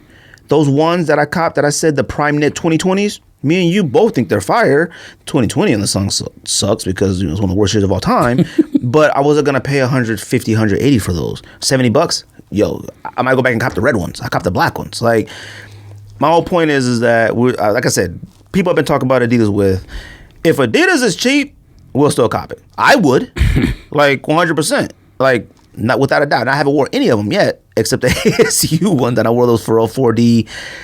Highs, Aspens, whatever those are, and those kind of suck. Yeah, 4D is whack. Doesn't come close to Ultra Boost, but like I said, everybody, if you can get Ultra Boost and stuff like that for cheap, all those Ultra Boosts you sent, they sold out on Seneca, whatever. Everybody who was like, "Oh, I'll cop these," they sold out. So, anyways, that's all I got. The Packer 4D one, it's fire. The color, the deep blue sea, whatever it's called, fire. The 40, I don't know. I opened it up this morning, or last night, whenever I sent that, like. But they're not for $265. The price point is way too high. What were you saying about Complex Con? What they doing this year? Egg hunts? Let me go to this Complex thing and. Because you sent the thing and I never signed up for it. I said I'll do it later. I think it was just email notification because they have an app or something. Fam, where is this thing? Complex Land. Complex Land. I mean, I'm assuming it's because of Corona, and it replaces Complex Con. But Complex Land, an open world shoppable virtual destination, free to explore mobile and desktop. So you can do mobile and desktop. No app required. But I think you need the app to get like the notifications or something. But what I read earlier, maybe it was an email. Let me check my email. Let me see if it's an email. I need to just know how it works. I mean, come on, man. Look, I'm not gonna say this on the camera or nothing, but come on, man. No, man, no. And we probably should talk about that because of the pop-ups and stuff like that. Like, that seemed to be a pretty big deal, but I'm not talking about it today. I don't care. I'm tired of it. So it says, we're excited to reveal that eBay Soul Collector have teamed up for digital scavenger hunt that will give Complex Land attendees the opportunity to win pairs of the most sought after sneakers from the past 35 years. Why are you reading it like that? Each day, who knows? I should have read the ad reads like this. Each day of the event, a different silhouette from Sneaker of the Year, best since '85, will be announced as the Grail of the Day via a push notification on the Soul Collector app. From there, you'll have to hop into Complex Land and scour the world looking for eBay-branded non-playable character. What? What are they, Pokemon? Fam. Once you locate the NPC, you will be prompted to submit an answer to that day's special question. Those of you that respond correctly will automatically be entered into the raffle to win that day's feature sneaker. There are multiple pairs of each grail available, so there will be plenty of happy winners when all is said. It should say all is said and done, but it says all is set and done. I don't know if that's correct. The daily scavenger hunt starts Monday, December 7th, only at Complex Land. See you there! Look, man, I would imagine, first of all, it's amazing, like, how many apps Sneakerheads might be the most downloading app human beings of all time. Okay.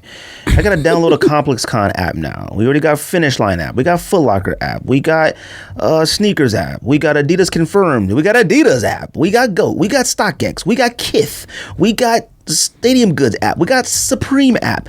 Every single thing, the Nike app. We got every single app you could possibly think of. Just because it's an app, I'm not doing it.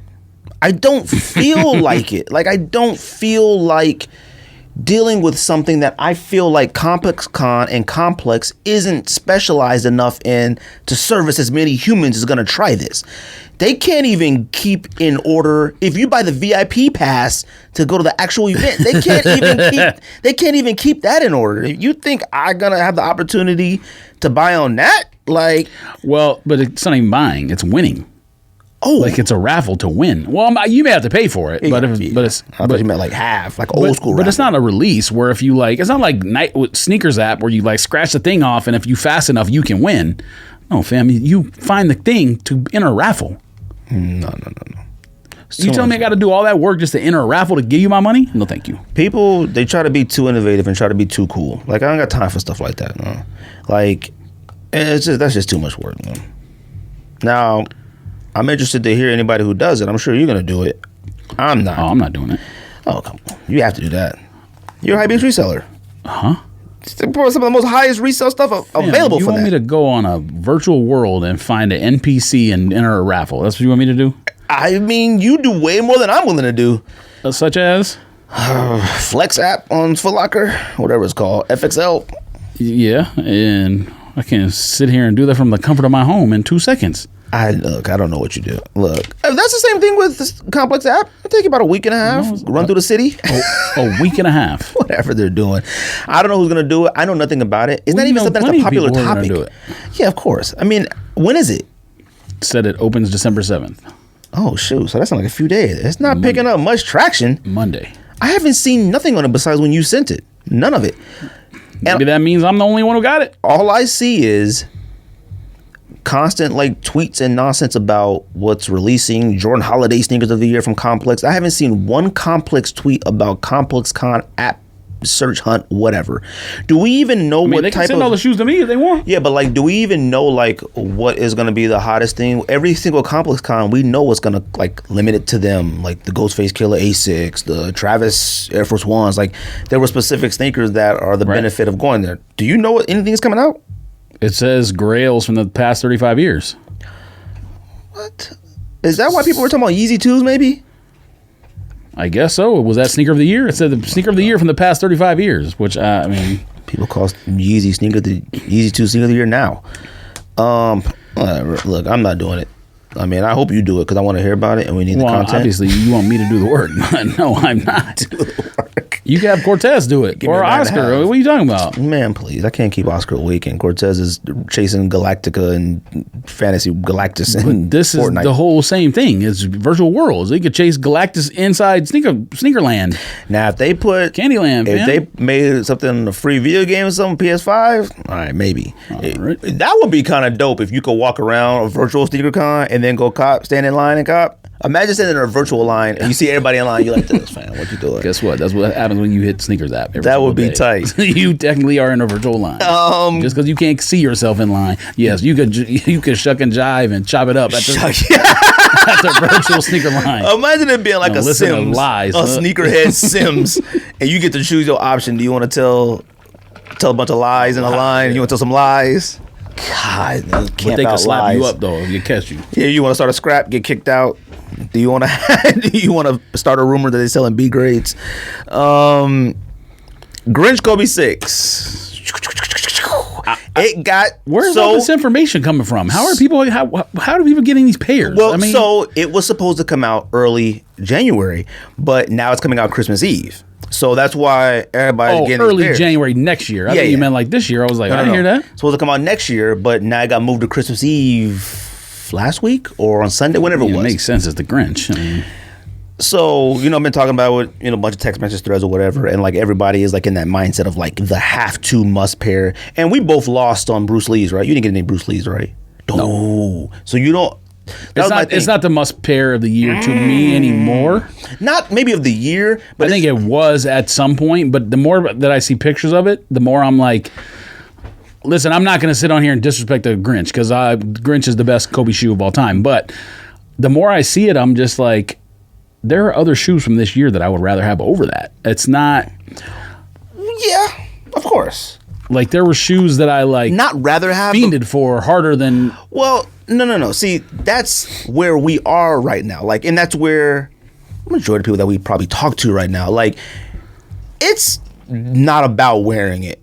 Like, and it's not it's not even about Kobe for me.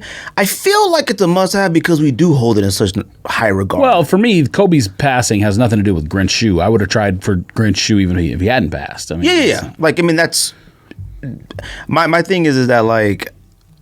If he wouldn't have, it'd been easier to get it because guess what? The price of the original would have come down. Now that he's passed, the price of the original is not going to come down. If you win on sneakers or anything, you keeping. Yeah. I mean, assuming I get my size. Oh, okay. Assuming Kith doesn't give me an 11 when I order a 9.5. Everybody I've talked to have said this is like a must resell cop. But I also don't understand why people are leaving the green laces in them. I don't understand. I feel like it's better than the green laces. I feel like you have to keep the green laces in it. No, I feel like it looks worse. No, I feel like the green laces in it. The green laces in it makes it fine to wear all year long. The red laces make it look Christmas to me. There's nothing about that shoe to me that says Christmas other than just the Grinch character. I mean, if we didn't know what the Grinch character was, there would be nothing about Christmas today. So you don't have any intentions on paying resale for it? No. Oh, okay. Now, if resale is like $300 or $280, which we know is not, but if it is, then maybe. But I'm not paying like insane resale price. Well, I mean, like to me, I had it in my mind where I was like, okay, if it's at $350, I'll sell some trash and buy it. I don't want to like put everything into the Grinch only because I don't care for sixes that much. One, two, I'm not gonna wear it. Like it's a basketball shoe. I think though, I would wear it. The point is, I would wear it because I would just wear it. I'm not like. I would wear. You know what? I would give my Travis Scott 6 for it. I would do that. If somebody said I'll give you a Grinch for it, I'll give my Travis Scott 6 for it because I'm not wearing either one. Like and I feel like in my collection. Which we've said on this podcast many times, a Grinch Kobe 6 is probably the top 5, top 10 greatest basketball sneaker of all time.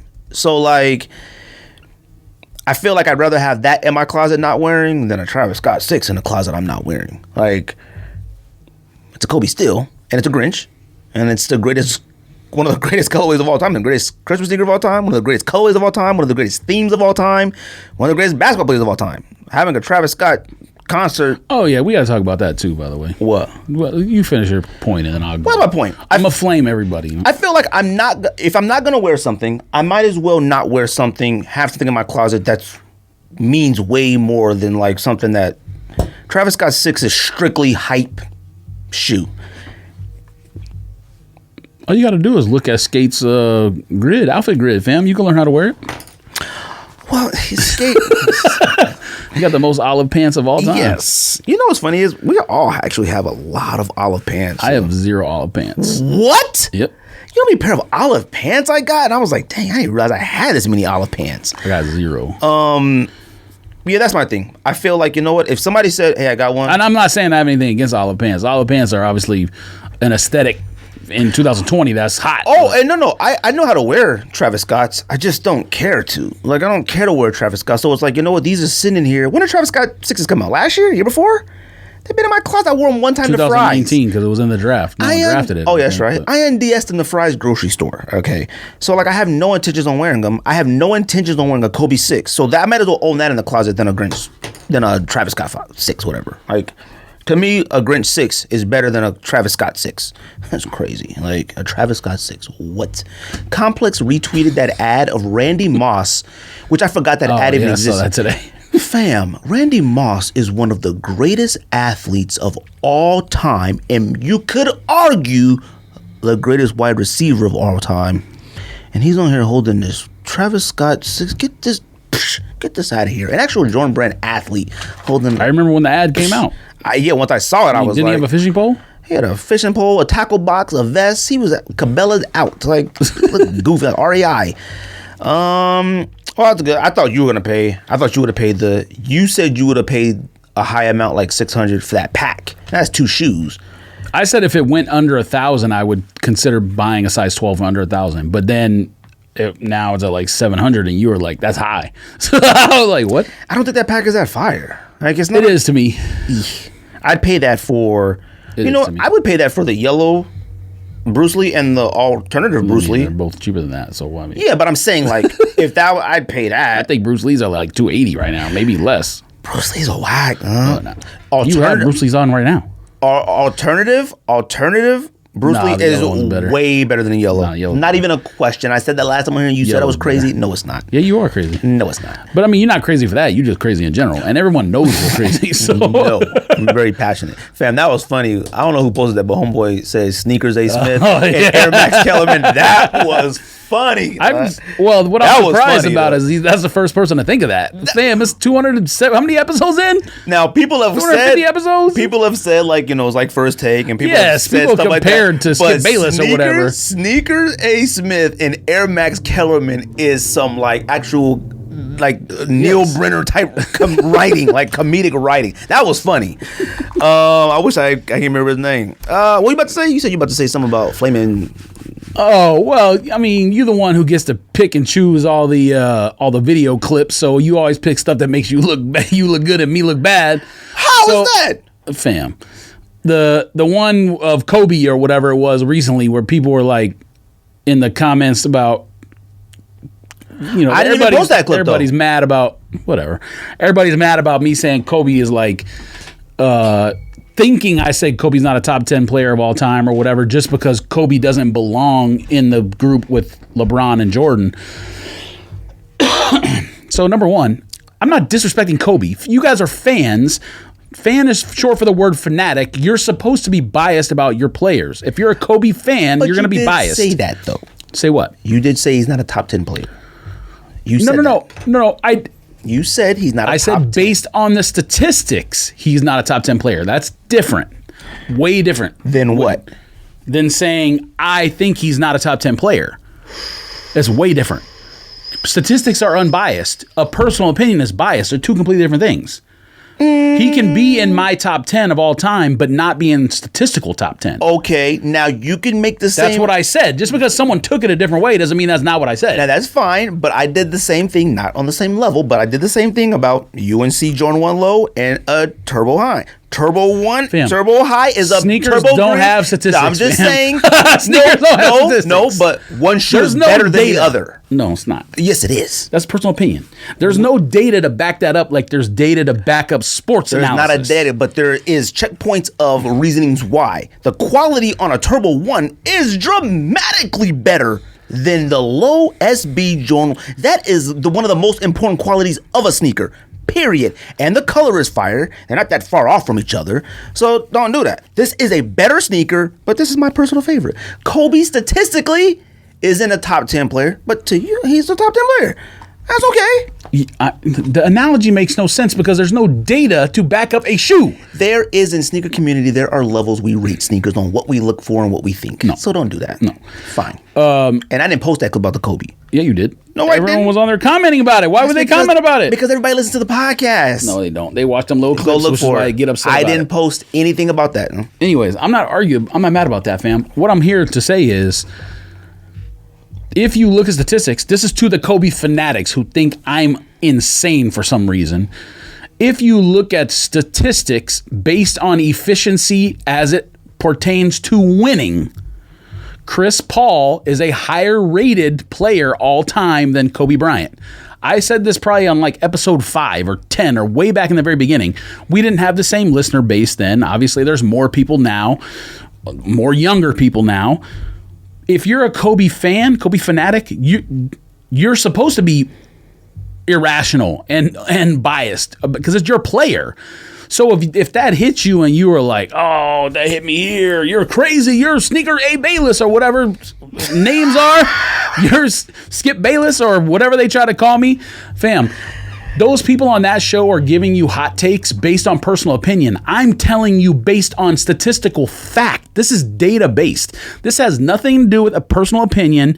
I can tell you who is a higher rated player based on history. Someone commented on the then I went into the statistics and I pasted everything. And he was like, oh yeah, you make a good case. And then right after that, some other knucklehead came in and was like, you're insane, you're crazy. Fam, all you got to do is scroll up and look at what I already posted and you'll notice what I'm talking about. I'm talking strictly data. If someone out there thinks Kobe belongs with Michael Jordan and LeBron in the same 3-tiered person at the top, you're an insane person, but that's fine. That just means you're a Kobe fan. It's not close. Look, when I start doing stuff, right? Listen, there's a difference. Like we talked about before, top 25, top 10, and top 3 are three. Even though they seem like they're close together, are 3 completely different things. Something can be top 25 and not be top 10. Something can be top 10 and not be top 3. So it seems like 3 to 10 is only 7 away. It's a big difference between Michael Jordan and what's Spurs man? Duncan. Yeah, it's a big difference between Michael Jordan and Tim Duncan, even though Tim Duncan is probably a top 10 player of all time. He is. Fam, for the sake of the argument, I'm just going to say probably. So, Tim Duncan, you're saying for absolute certain is top 10, but he is a far away from where Michael Jordan is. Right or wrong? Well, I mean, in statistically speaking? In whatever realm. That's hard to say, man. What do you mean it's hard to say? Because they play 2 different positions, and they are like, this is what me and you always have these arguments about. The statistics. I work at stats, you know stats. Like, the stats are the stats. It is the information that you have based on, a compilation of variables that build you up to the final number of statistics for you can say, like, this has the better odds of happening, or this happens more than this, or whatever. Tim Duncan and the Jordan stat-wise, I don't know where they rank stats-wise. Like, I don't know. Tim Duncan has to be top 5. Jordan and LeBron are 1 and 2. Where Duncan has to be in 5, 6. I mean, I don't know. I don't know what it is. Okay. Like, what are you basing Duncan being far off from Jordan than from Jordan? Like, so what's that based off of? So, in other words, the difference between 2 and 7, for example, is larger than the difference between 1 and 2. You know what I'm saying? Yes, but why? Yes, okay. So if Jordan and LeBron are 1 and 2, but they're like this close, and then 3 is way down here, then guess what? 7's going to be way down here, or 10, or whatever. So that's what I'm saying. There's a difference between 1 and 2 and everyone else, even though they're still in the top 10. That's the point I'm making. Okay, but Kobe is like where? 30? 20-ish? Kobe would be in my top 10 of favorite players of all time. Of course. But where does he rank statistically?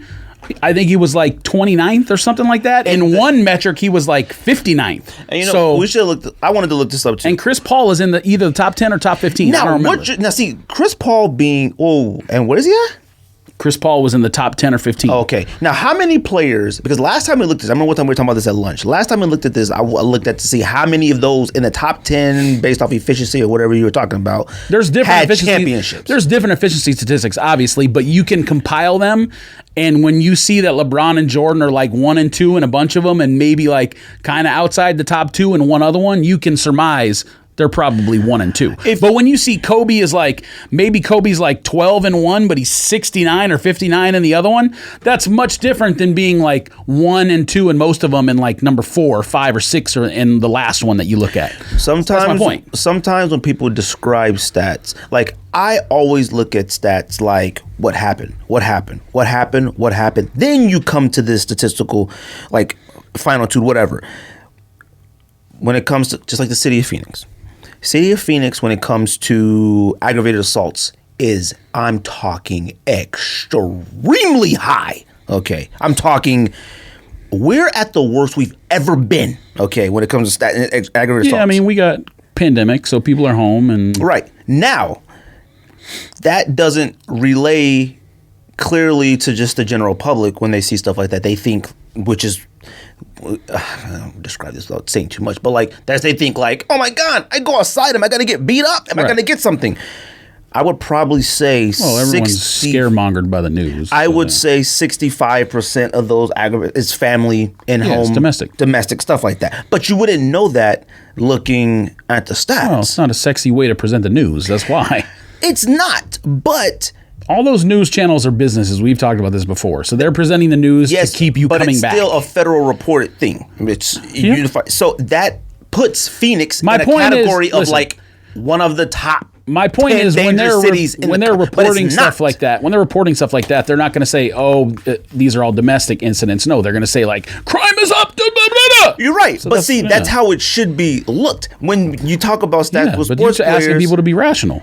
Okay, yes, but like even when it comes to sport play, like, having Chris Paul in that high efficiency or whatever the ratings you look, whichever one you look at, box plus minus, VORP, which is value over replacement player, PER, and win shares per 48 minutes. And you're like, wow, he's up there. He's one of the best, which he is one of the best. Maybe he's not the best point guard of all time, but he's one of the best point guards of all time. You can't ignore the things that we see as fans out of the playoff. Never been to this. Never been to that. Never wins this. And that's why I say there's a difference between statistical top 10, top 25, whatever, and perceived top 10, top 25. A Kobe fan is biased by being a fan. They're a fanatic for Kobe. So, of course, they're going to... Listen, anyone saying Kobe's in the guaranteed third spot and is the third spot is at the same level as Jordan and LeBron is a certified psychopath. There's no argument against it.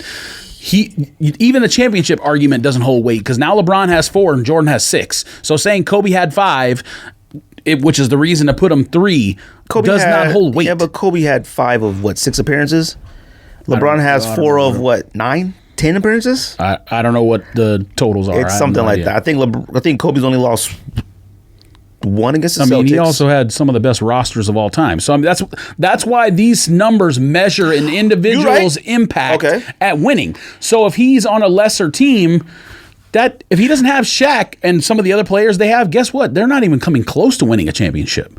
He never had a team with like 0 talent that won a championship. And I'm not saying Jordan or LeBron did either, but Kobe always had elite players. He had Shaq, and then he had Gasol and Odom. Odom at the time. I'm trying to think of the center's name who went crazy and grows hair out, and Bynum. He was good at his height. When he was at the top of his game, he was good. Look, you just know better than say anything against Kobe stat-wise. No, but see that, again, you're going to put this up the wrong video. Yeah, you are. No, I've never put a Kobe clip up like that. Yeah, you're biased on clips for yourself. No. The entire point is this argument has nothing to do with emotion, which is my point from the very beginning. All these fans, Kobe fans coming in saying, Skip Bayless or whatever. Skip Bayless says irrational things about LeBron based on opinion. I can tell you with certified fact that LeBron is the second best player of all time, and a lot of people would argue he's number 1. They're biased by just being in this current era. I don't even think you have to be statistical to say that. I mean, I think but what the argument I'm making is Skip Bayless goes above and beyond way to the out and right field to say LeBron's not number 2. So when people say I'm the Skip Bayless by saying Kobe's not in there, no, it's not a personal opinion. I'm going based on statistics that I can send you that back up the point that I'm making. Kobe is nowhere near LeBron and Jordan all time statistically or by eye test. The only reason they put Kobe in there is because, out of nostalgia purposes, he modeled his game around Jordan. He did win 5 championships. He absolutely gets a lot of credit for those championships. I'm not saying he doesn't deserve it, but there is statistical fact that puts Jordan and LeBron up here and Kobe down here. I don't think, some of his nostalgia purposes, I guess, but I think if you would ask majority of people, if you ask probably... Fam, growing up in LA and watching Kobe play in the 2 first playoffs when he was you would have thought he was going to be whack. I'm not even going to joke. No. Yes. Because his regular season and stuff were fine. You could see Kobe's talent. Those appearances in the playoffs... Yeah, but there's plenty of guys that are like that. You're talented, but when they get to crunch time, you are the playoffs, you fold. What, 19? I understand that. I'm telling you perspective. The perception of people were like, fam, I lived in LA during this time. They thought Kobe might be whack. Yes, but they blamed Kobe for losing that series. Like, fam, he shot a couple air balls. It's not that big a deal. He shot 3. Now, but the problem is that, see, those are fanatics as well. Like, that's my point. Okay. Now, they're irrational. When that happened with Kobe, I'm watching it live. We all watch it live. The point is, I'm giving you a dichotomy. It's like even Laker fans at the very beginning thought he might be whack, and now the same people that thought he might be whack are now putting him on a pantheon with Jordan and LeBron. I wouldn't even ask or even care about the opinion of a Laker fan when something like that happens. But I grew up in LA. I know that. I'm saying that I wouldn't. I saw that. I was in the Bay Area when that series. I thought he's gonna be good, taking the shots. Once you airball one at the age of 19, 20 in a game against Utah, that important, and you did it again, and then you did it again, and you got a player like Shaq on your team and stuff like that, fam, that takes guts. Now, that's not a statistical thing that you can measure. That is just strictly eye test. Like, whoa. Like, he had no problem doing it again and again and again. Had no problem with it. That's a different thing. Now, that can be considered fanatic as well, I guess. But any opinion not based, any opinion you can't back up with data, to me, is bordering on but I don't borders on fanaticism. Yes, it does. Because you could argue that when Tampa Bay took out Snell in the World Series or whatever, it was like no. But you're talking about a one game instance is the smallest sample size you can have. But it's still variance and random chance in one game sample size is through the roof. Okay. I'm talking about data over a large data set. And I'm saying, but they said, that was based off of like advanced statistics. Like his entire season, and he had not thrown 6 innings, which is a good thing. But in that opinion, that right there is that option of the eye test, the opinionated thing, going with your gut feeling, stuff like that. There's no statistical proof based off of it. Where you got those stats got you to this point. Yeah, there's no proof that said he would have failed. Yeah, there's no proof. There's no proof that said he absolutely would have failed if they would have left him in. Those are the chances you take as a coach, but that's different than you saying I have data for someone's 20-year career. I know where he falls. Why would Kobe be one of your top 10 players of all time if you didn't? Because I don't base everything on statistics for my opinions. I'm giving a statistics for. You have to have a nuanced take about everything. You have to have a reason why you believe certain things. So when I say Kobe statistically is not a top 10 player or not a top 3 player or nowhere near LeBron and Jordan, that's based in statistical fact. I have never That's not my personal opinion. Now, me working in stats and stuff like that, my stats stuff is completely different. I have never been into advanced stats when it came to, I didn't even start researching advanced stats until started living in the Bay Area, dealing with the A's and stuff like that. That's the only time I ever really started looking at advanced stats in sports. I always thought it would be It wasn't a big thing until Moneyball era, and now it's in every sport. And I still think it's a very important thing that's needed, but. The best baseball teams are built using advanced statistics. They're not built with old scouts anymore. It's a combination of both, but advanced statistics are more important. Look how much teams shift now compared to what they used to shift. Look at the teams that win. You're right. Look at the teams that win the World Series. No. You don't like shooting threes either. You like old school stuff. We understand that. We don't need to rehash that. I get it. You don't like old. You like old school baseball and basketball. That's fine. They shift way too much in baseball. It's not even a question. That's your opinion. It's not based in fact to say that. You're right. Now, statistically speaking, I don't know if it's been better or worse. I haven't looked at anything like that. Like, has it oh, man. It's been better or they wouldn't keep doing it. I mean, look at the teams that have won the championships recently. The Dodgers, number 1 analytics team in baseball. The Chicago Cubs in 2016, number 1 analytics, or not number 1, but top 5, with the man they got from Boston. What's the man's name they got from Boston? He just left. Young dude, whatever his name is. The GM. Yeah. Analytics. Who won it last year? Nationals. I don't know enough about their front office, but I would assume based on the way they align their defense and their players, analytics are important to them. Who won it the year before that? Red Sox? Analytics. Yeah, I know they are. That was when Mookie Betts and them beat the Dodgers. One before that, Houston? Analytics. Year before that, Cubs? Analytics. Year before that, 2015, I don't remember who won 2015, but the team, look who was in the World Series. Tampa Bay Rays. You go down their roster, damn, they don't have a ton of talent. I mean, they're in there because their people in their organization are smart as fuck. That's why. The Dodgers are a perfect storm of like ultra talent and incredible front office work to evaluate, align the defense, sit guys down and be like, this is your hot zone when you're swinging.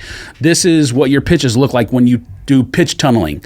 So it just is where we are as a society in 2020. I understand you like old school stuff. You don't like a lot of threes in basketball. You don't like shifting in baseball. I get it. But this stuff works or people wouldn't be still doing it.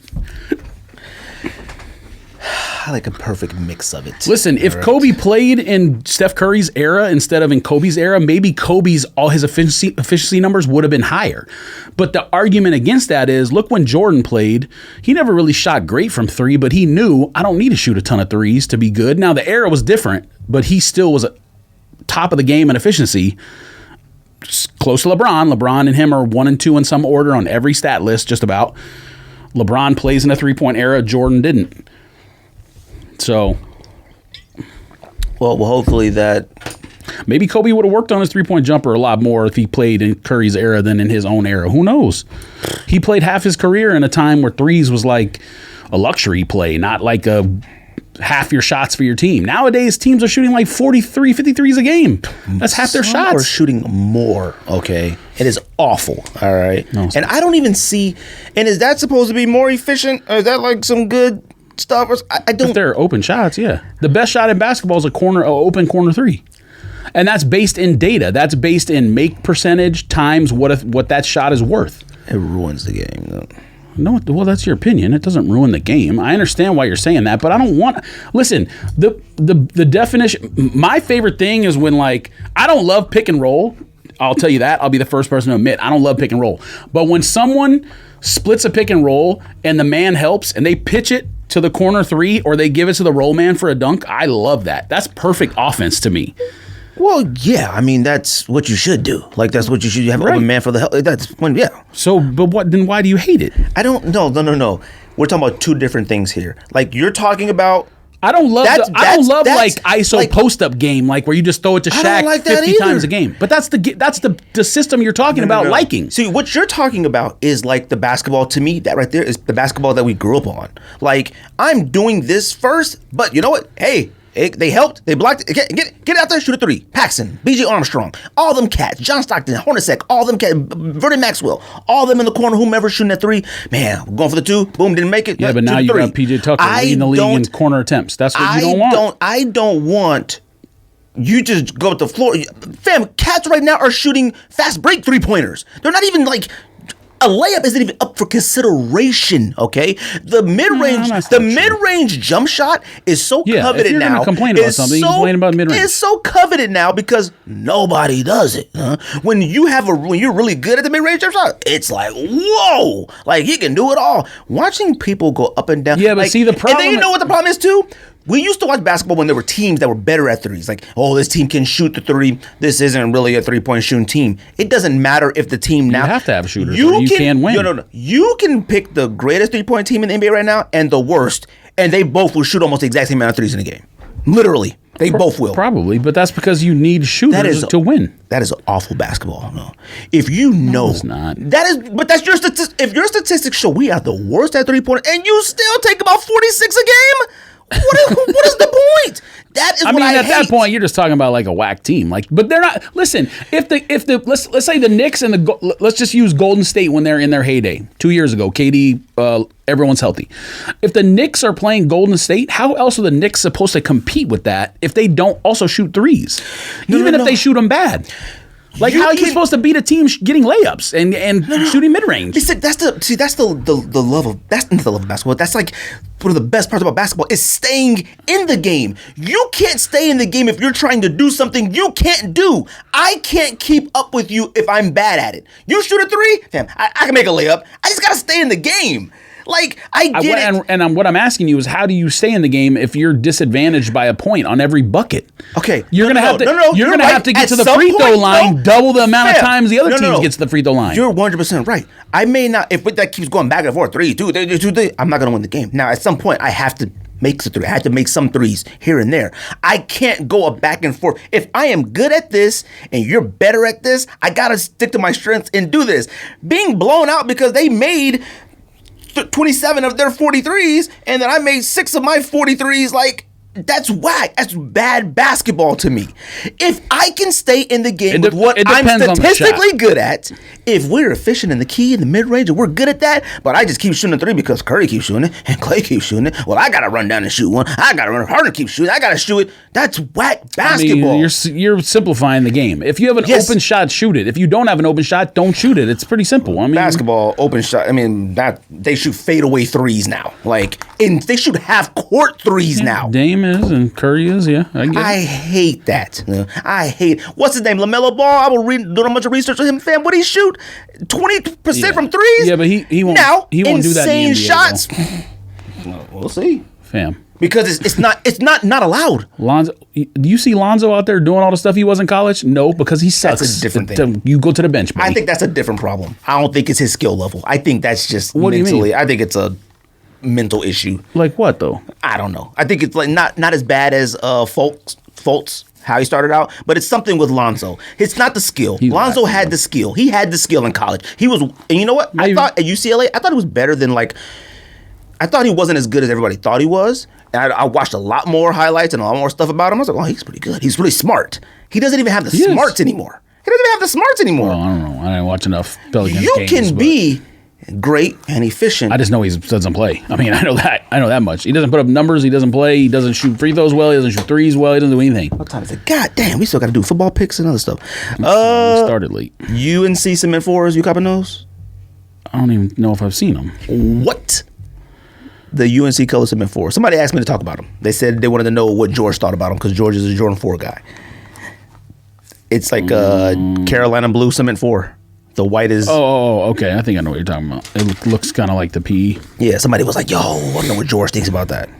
Oh, yeah. These right here? Yes. I don't think so. What? The one, the one that I want. I want that taupe haze one. The one that kind of looks like the Travis Scott or whatever. Why do you want that one? And you didn't want the winter blue. Why do you not want the winterized blue? No. But why didn't you want the winterized blue? But why are you saying it's the same shoe? The color blocking is completely different. No. It's the same material. Brown and blue. We've never had an issue with that blue winterized one is the closest thing we're going to get to an M&M 4 blue, which you think is fire. Oh, I made a mistake not buying that. That's fine. But it's not as good of a colorway as the taupe haze shoe. What? It's not even close. You crazy. I mean, I'll pull it up. I'll pull it up right now and show you what I'm talking about. Sam, pull it up. Now, that brown Jordan 4 is fine. Whatever. It is not better than a winterized blue. And it should. Yes, it is. It should be treated exactly like a winter blue was. On sale. No, it shouldn't. Yes, it should. It's not better. I mean, I hope people treat it like that because then I'll get it, but. It ain't better. No, that's not true at all. It is better. All right. I don't understand your affinity for that. It's all right. Because the way they color blocked it is almost perfect. Color blocked it? It's just all solid brown with black accent pieces. No, it's not. You're going to have to show me again. That picture you sent was all one color, winterized material, black pieces. That's it. That's all I saw. I'm pulling the picture up right now. And I can't believe you want those over these Carolina cements. These Carolina cement ones are better. Fire. I love when they not retro, but when they come out with a new model colorway. I like when they leave original elements of an OG element and then mix them with the new colors. Mixing the cement, the classic OG cement with a Carolina blue, to me is genius type stuff. That's hot type stuff. I would love to see a Jordan 6 with all the infrared sole, the infrared pieces on another colorway up top. That would be fire. To me, I would like to see it one day. And maybe I have. Maybe I'm just not paying attention. I don't know. Somebody else wanted me to ask you. This is why, man. You guys got to go to sneakers.com, put listener suggestions, man. You got to do it. Do you think dunks will carry over into 2021 as still 5? The production numbers are going up, so the prices are all going to come down anyways. I mean, I think they meant more sneakerhead opinion. And I heard that from someone, so... So someone who would know. Now I don't know. I think I talked about this on the show last week or a couple weeks ago. I don't know if that means that dunks are going to be back in mall doors, they're going to Foot Locker and back to Journeys or whatever. I'm not saying all that. It could mean that energy dunks, the ones that have been coming out, the tier 1s or whatever, just have a double or triple or quadruple the allotment. I don't know, because obviously the dunks that came out this year are all super limited. I know for a fact that dunks are going up in production next year. And again, I don't know if that means your Foot Locker is going to get them or it's still going to only be boutiques and Nike, but just like triple, double, quadruple the numbers. So prices of Dunks are going to go down in aftermarket just because there's going to be more pairs. I hope prices are near retail because there are a lot of Dunks that I want, and the Jordan 1 Low OGs that are coming out. I want those too. So hold on, I gotta go to the bathroom real quick. You got a what? Long time. That might be the worst song I've ever heard in my entire life. It sounded like actual mumble rap. It was like, oh no, it sounds like moaning. like monkish. But yeah, Dunks. I mean, I don't know. I look at Dunks now. I don't see any Dunks that I'm remotely interested in. You keep talking about a lot that you want. Do. Yeah, you do. So you're back on Dunks, like what do you mean back SBs, all of them, like nah. SBs is only like here and there. Like the Christmas one that's coming out, the Sean Cliver or whatever it is. I want that one. You want that one? That red one with the two swooshes? No, the low top one with the like glitter swoosh or glitter outsole or whatever. What that is? Sean Cliver SB low. Yes, you do. Christmas. Clive Owens. Right. Sean Cliver Dunk low SB. Oh yeah, that one's fire. Oh yeah, the face you almost made at the beginning almost threw this phone. Ooh, these are fire. Now those are fire. Now if somebody would have, I'm just gonna say someone, if a company would have responded to a DM on Atmos, I would have bought those to keep and wear. Anything else that came out? The only ones I like from this year that I would actually wear is Safaris. That looks awful. Atmos, yeah, but look how it's laced in like the pants and whatnot. Just, of course, it's whack. So the Cliver one, Atmos, Elephant, and Safari, I would wear those SBs from this year. The rest of the stuff, I know you like Travis Lowe. I mean, I will say it's better now than it was to me when it came out, but I still think it's like, I think it's fire. I know you think it's fire. You've been saying that from the beginning, but to me, it's like, but it's better than, like, I thought it was trash at the beginning. I will say, like, I've seen some people wear it where it's like, all right, it's not trash. It's just, I think that's whack that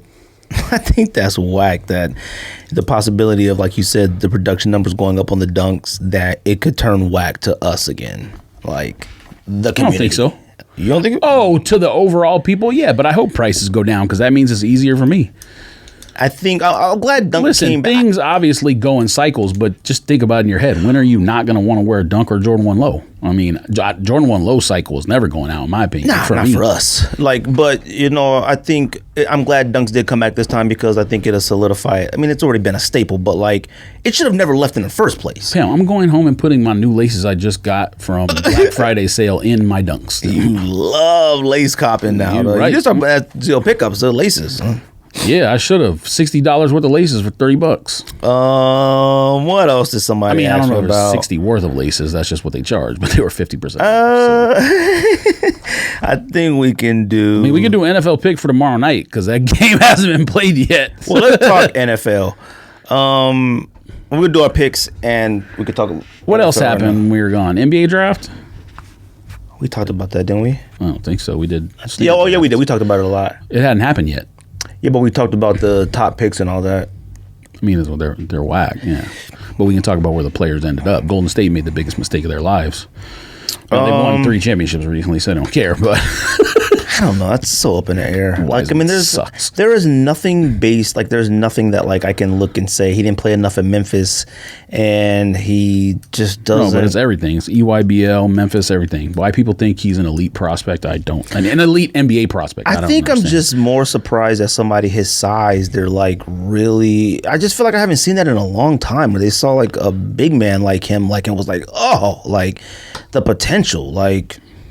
Yeah, but what you're seeing is smoke and mirrors, though. That's what I'm saying. Is like a lot of people. I haven't seen nothing. That's why, like, I don't understand it. Like, I haven't seen. Oh, I thought you said you were believing in it. No. Like, I don't get it because the only stuff I know about him, I didn't know nothing about high school prep, nothing. I just know strictly Memphis stuff. He played like 1-2 games, then had a whole ordeal with playing and all that. Really? And then all of a sudden it was like, not all of a sudden, I don't know, maybe prior, but it was just like, well, top pick. I'm like, what does this based off of. Now, I don't know what he did in high school. Just high school, yeah. He was the number one recruit or whatever, so.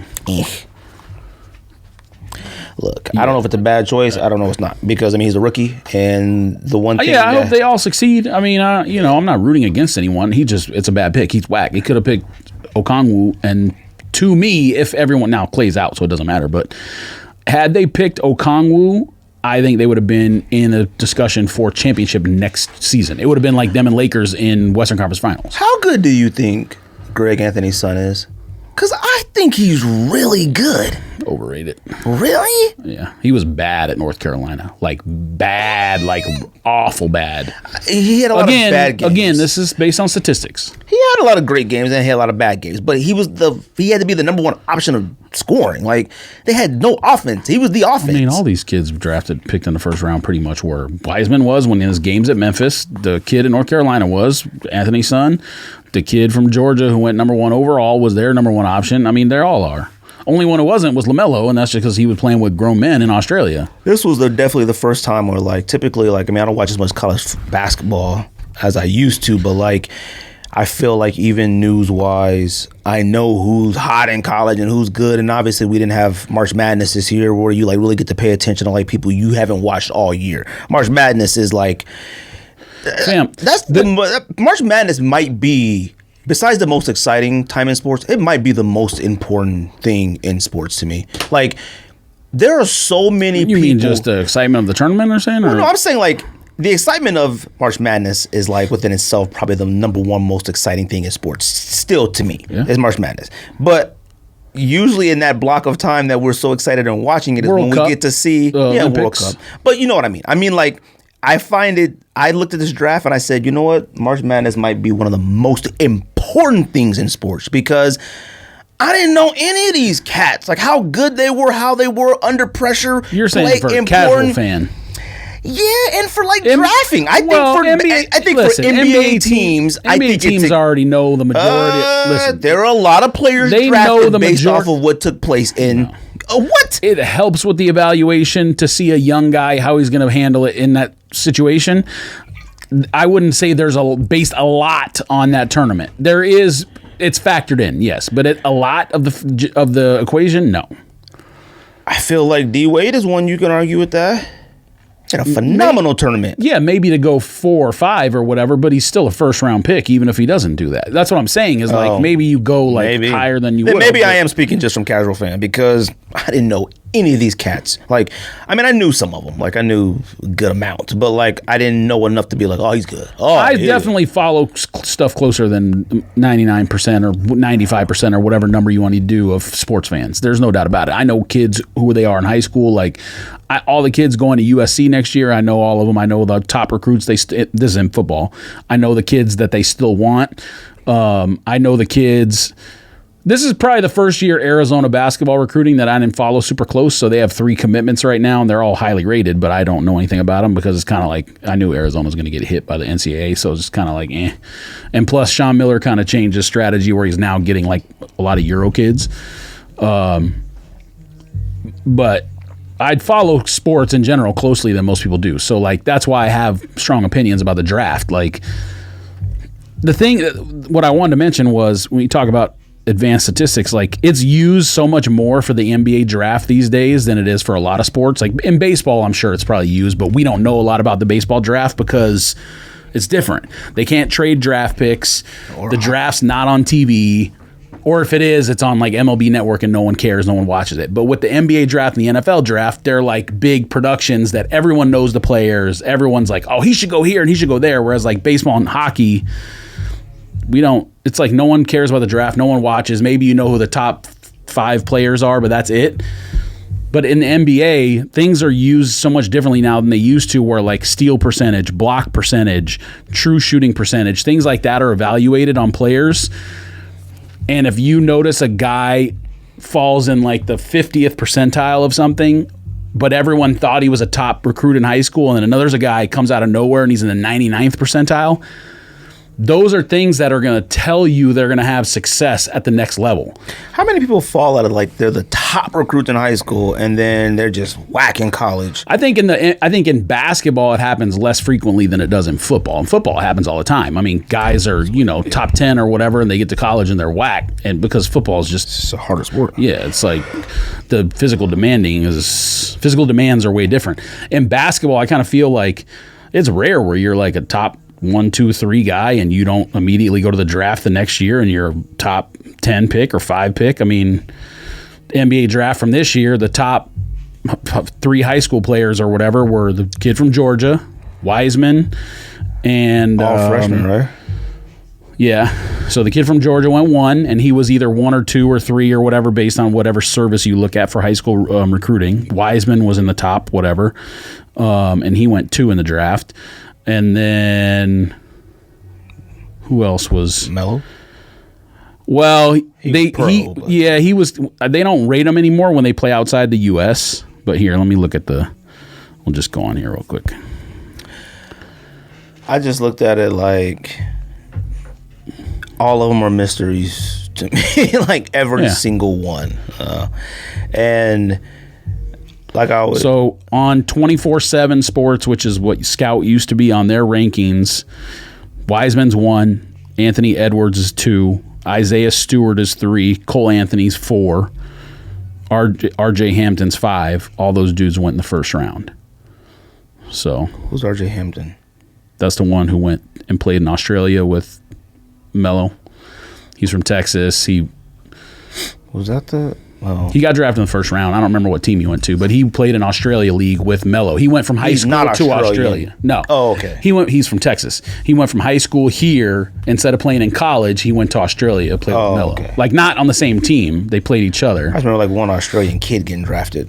Yeah, I think whoever drafted him was probably hoping he's a point guard, but he's like 6'5", he's athletic, combo guard.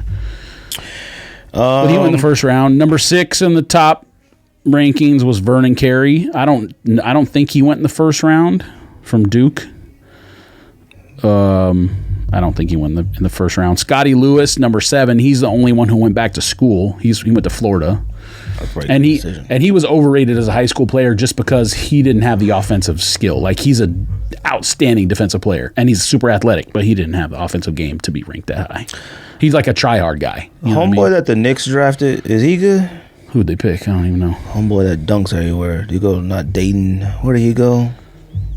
Super athletic guy. I don't know. They draft. Everybody seemed to be really happy about that pick for some reason. And I was like, I don't know anything about him. I was like, I asked George about him. Yeah, so I just clicked on the composite rankings versus the 24/7 rankings, and Anthony Edwards and Wiseman are flipped in the composite versus the 24/7. Cole Anthony's 3, Isaiah Stewart's 4, RJ Hampton 5, Vernon Carey 6, Scotty Lewis 7. So the first miss they really had was probably Scotty Lewis because he went back to school. They had Nico Mannion 8. Nico Mannion got drafted, but in the second round by the Warriors, so that's probably a miss because he didn't go early. Precious was number 9. He went in the first round. Tyrese Maxey went in the first round. He was 10. Khalil Whitney, I don't know if he came out of the draft or went back to school. I don't remember. Killian Hayes? Killian Hayes is from France, I think. Vernon Carey. Point guard. Carey's the one who went to Duke. Okay. And Carey was number 6 overall. Now, who are they talking about? Maybe it's him. I don't know. Anyways, football. All right, let's go. So tomorrow night, Ravens at Steelers. I don't even know if Lamar Jackson's playing or I don't. Nope. RG3. Okay, I didn't think he was, but since they let the running backs come back by the time the game's played. They got to play Sunday too? I think they were scheduled to, but then it's moved to Monday or something. Oh, no, it's moved to Tuesday. They said it last night. Monday Night Football, they were like, oh, it moved again. So it's 2 games Monday and then another game Tuesday this week. Okay. So Steelers are favored by 10. Steelers are winning. Okay, Steelers are going to win because they're at home and the Ravens are beat up. I think the Ravens might cover that number, though. 10's a lot. Ravens might not make the playoffs. So. You're right. They're 6-4. I hope they do lose because they're competition for the Raiders. It's not like the Raiders are catching the Steelers at 10-0. The Steelers might as well just keep winning. That's what I told everyone. In that game against the Chiefs, at the end of that game, in my pick'em league that I do, I picked the Chiefs to cover that spread. And once the game kind of looked like they weren't going to cover, I was like, I don't think people realize how big of a game this is for the Raiders. If they win and go 7-4 and they're 2-0 versus the Chiefs, or maybe it would have been 7-3. Sorry, 7-3. So if they win that game, you're 7-3. You're only one game back of the Chiefs overall, and you have 2 in hand. I don't think people realize how big that swing was at the end. And obviously the Raiders are clowns and they fucked it up. And then the guy who was a clown at the end of that game was out there talking shit to Atlanta, losing 33-6. Like, just get back in the huddle, idiot. Was it 33-6 or it was like 46? No. I'm saying at that point in the game, it was 33-6, and he had a big hit on like a first down play, and he's talking shit. Like, dude, you're losing 33-6. Shut the fuck up and go back in the huddle, you fucking idiot. They should have left the team, and the Raiders team plane should have taken off in the third quarter. left the players and coaches in Atlanta. They got to find their own way home. Week 13, Raiders at Jets. Raiders favored by 7.5. Look, I want the Raiders to win, but I'm going for the Jets because I hate the Jets now, and I want the Jets to win like their next. I told Rico this is going to be their first win. I absolutely hate the Jets right now because of Rico. Like, I absolutely hate them, but I hate the fact I have never. You have no reason to hate the Jets. They're irrelevant. I mean, I don't, but I do now. I'm saying historically, we had no reason to hate them. Zero. I had zero reason to hate the Jets, but I hate the Jets now. All right, like I absolutely hate them. I hope they win. Don't get lower. I hope they ruin everything. No? I just can't pick the Jets to win a game because they're actively trying to lose when the coach is like punting from the 40-yard line and 35-yard line of the other team. So he's actively trying to lose. I think he knows he's going to get fired. I can't do that. I can't pick the Jets to win. I think the Jets cover the 7.5. Maybe they lose by a touchdown. Maybe they lose by 4. Maybe they lose by 3. So I want to go Raiders win, even though I don't want to pick the Raiders to win because they're an embarrassment. Whatever they did last week in Atlanta is, well, I mean, they have to or they're out of the playoffs. But you're just a joke. The franchise is a joke. You can't do that in Atlanta. Like last year, they went to New York and did it the same week. It was an outdoor game early in the morning. It was cold as shit. It was raining. I understand why they got blown out by the Jets last year because they weren't as good of a team, even though they were 6-4. But it was outdoors, cold, and the Jets were motivated to play. Now the Jets aren't motivated to play. It's still going to be outdoors and early in the morning, but after you get beat like that by Atlanta, I don't see how you can do that twice in a row. And it's the thing is with the Raiders, I was talking about somebody that was like, it's not losing, it's how you lose. Like, them losing to Atlanta, look, that's no. If Atlanta wins by a field goal on the road, that's fine. I mean, the Raiders were only favored by 3. Like, it is what it is. But you can't lose like that when you're a playoff team, and Atlanta has 3 wins. They're terrible. Now, like it's any given Sunday, anything can happen. But that was any given Sunday to lose, not any given Sunday to lose by 40. That's crazy. Saints at Falcons. Saints favored by 3. I don't know, man. Falcons can't do that 2 weeks in a row against a playoff team. I understand it's a division game. It's going to be low scoring in my opinion, especially because the Falcons have. Well, maybe they'll get Julio back, but that's another thing. They didn't even have Julio or Todd Gurley against the Raiders, and they won 40-6. Julio might be washed though. He got bad hamstrings. Well, most elite athletes have bad soft. I'm gonna go. Julio is not washed. I'm gonna say you Falcons. Put him in the game. He's still the best receiver in the NFL. Maybe Mike Thomas than him. Who's the best then? We have him on the Cardinals. Well, he's not because you're not a Cardinal fan. I root for him, but I'm not a Cardinals fan. No, right? Ever say I meant we like again. We're in Arizona. The city of Arizona. All right. I'm fine with people who say that, but it's not true. I mean, Michael Thomas broke every single record in first year, second year, third year, fourth year, fifth year. I feel like first 5 years of his career, he's not even. No one's close to what he's done. I feel like it's 1 and 2. And then 2 to me is Julio over D-Hop. And D-Hop is probably 3, but you can also make an argument for Devontae. Devontae could be over Hopkins. But he's hurt too much. Always hurt. Nah. He's always hurt. Listen, Julio with muscle issues yet can be a chronic thing, but Devontae is just bad luck injuries. He doesn't have a lot of those soft tissue things. It's breaks and actual bad injuries. So I would put Hopkins 3, but you can make an argument for Devontae. And if Hopkins is 3, Devontae's 4, and then 5 is probably, you could even make an argument he's number 1 right now, but Tyreek, fam. Oh, no. Woo! He's got to be up there. Tyreek. He's got to be up there. He's got to be 5. And if people want to put DK 3. up there at some point, that's fine. He's leading the league in receiving right now, but he's not. DK is good. I think if you put okay, well, I shouldn't say that because Mahomes is better than Wilson, but if you put another receiver, like if you took A.J. Brown from Titans and put him on Seattle, he would be just as good numbers-wise as DK. But Tannehill, come on. A.J. Brown is... A.J. Brown might be better than DK. Balling. He might be better than DK. Yeah, he might be. I think he runs better routes. I think he's a better receiver. He might be better than DK. I think they're almost the same person. Well, that's what I'm saying. He might be better than DK. So that my point is... He has the benefit of playing with Russell Wilson, who throws the best deep ball in the league, which is why his numbers are so crazy. But he is not as good as Tyreek. Best deep ball in the league? Over Mahomes? Eek. I think they've studied it. Like statistics-wise, Russell Wilson throws the best deep, Best deep ball is Jay Cutler. That joint was beautiful. I'm discussing that with you. Saints win. The number is 3, which is a stupid line. No, there's no way.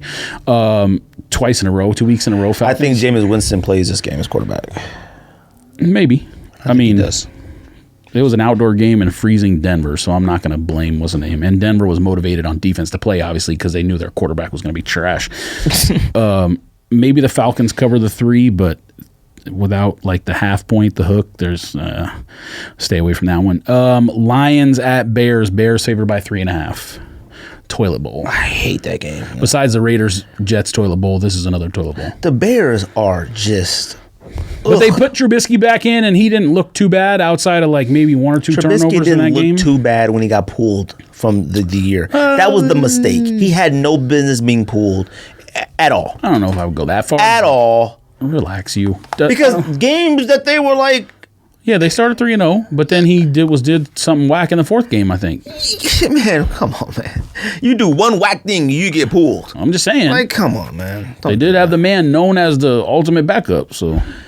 Which is probably a fairy tale. Like, I mean. It's a fairy tale of the ultimate backup, but it's not a fairy tale that he. The greatest backup of all time. The greatest backup of all time. Steve Young. No, I'll probably go Tom Brady, but No, Steve Young when he was behind Montana because Tom Brady was only a backup for like 6 games or whatever, and then what's his name broke his leg. Backup? He's a rookie. Of course he's it's a rookie 6th-round pick. Of course he's gonna be a backup. They had the USF Steve Young. Greatest backup of all time. Steve Young. And Steve Young played in a professional league prior to coming to the NFL. That's the whole point about him being a backup. He was a USL MVP, came to the league and was a backup. Which means he was actually a backup. What he won Super Bowl? So if you're saying Tom Brady, that's like me doing the Chris Paul's the best player to ever play point guard for the Suns. You're doing the same thing. You're saying Tom Brady, you're qualifying him as a backup. He was a backup. I'm not qualifying him. He was a backup. 6th-round rookie coming for Drew Bledsoe. Of course he was going to be a backup. Like you saying that, Nick Foles is like a career backup. Like that he's a backup. Yeah. Tom Brady was a backup for like 6 games as a rookie 6th-round pick. Like, duh. That's where I have the problem with opinions and eye tests and stuff like that when it comes to like Foles and stuff like that. He won a Let me tell you something. World Series. He won a Super Bowl. He deserves it. Nobody. He deserved to win it. Let me tell you something. Nobody dislikes Wentz worse than I do. Okay, because Dak is dramatically better to Wentz. To me, it's an opinion. But it's an opinion. People, I don't talk bad about Wentz because I don't think he's good. Wentz is good. Like, people are like, oh, do you bench him? Do you say, fam, Wentz? I think he's whack, but that's... No. Next year, he could be right back at the top. We're talking about the Falcons, the Eagles. Right. And they're talking about getting rid of Peterson. Sports. Shut up. Who? The coach. Peterson, give me a break. Don't you be a fool, all right? No, I think there's sometimes guys just run their course with certain teams. Run their course? He won a Super Bowl last year. No, 2 years ago. 2 years ago. 3 years No, I'm sorry. He won a Super Bowl for Philadelphia. That's all that matters. Like... That's fine. He's a granted another 7. If you gave Andy Reid all them years, Andy Reid's in his 2nd franchise. So that's what I'm saying. At some point, you run your course with your first team. Yeah, but you gotta let this man run. Pete Carroll's in the 2nd franchise. Bill Belichick's with the 2nd franchise. Yes, he's been with the Eagles for 4 years now. That's it. Yeah, that's it. Some people get fired after 2. If you get a Super Bowl in your 4 years, let him. You haven't run your course yet. You started over after the Super Bowl. Then he has to do some coming back next year. Pause, because it ain't. Fam, cooking. Last year they played with wide receivers that. Who is that? What is this? Who is this? Who is that? Yeah. Cool. This year, same thing. All the great wide receivers are gone. They used 3 picks on our wide receivers. I'm not going to defend the First round pick. Whatever. Go ahead. Yeah, especially after what you be texting me. You right. Who's better? Dak is better. Yep. You send the same text like 2 minutes later. Who's better? I do it just to check the temperature of the thread. Yes. Next time I'm gonna put a shower. The shower emoji is frozen. The Lions at Bears -3.5. You didn't pick. The Lions are whack. Bears win. Lions cover. I don't even know why I'm saying that because the Lions are an embarrassment. I hope they both lose 0-0. I was ties. Colts -3 at Texans. I would pick Texans because they're hot, but guess what? They just cut all their receivers and or lost them to suspension. They have like 2 receivers, so I'm going Colts. Will Fuller is a bum, though. I don't care how good he is. Will Fuller's a bum. He probably is. He's either always hurt. Yeah, but when he's healthy, he's not a bum. He's like number 1 in the league in touchdowns, I think. In receiver touchdowns. 177 last week. Man, great fool. All right. What does that mean? I don't know, man. Come on, you're the second best player on that entire team, probably. Okay, you're always hurt.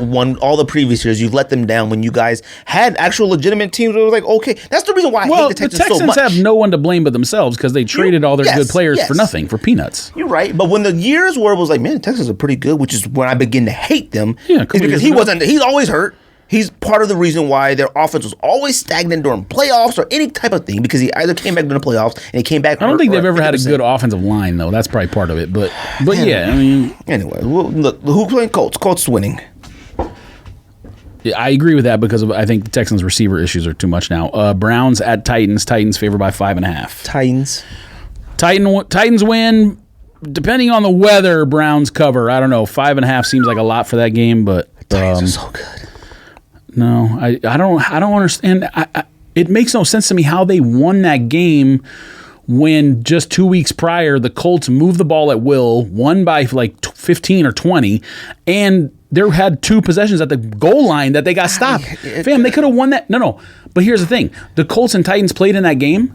The Colts did whatever they wanted on offense. Like, they moved it at will. They beat up both sides of the Titans' offensive line.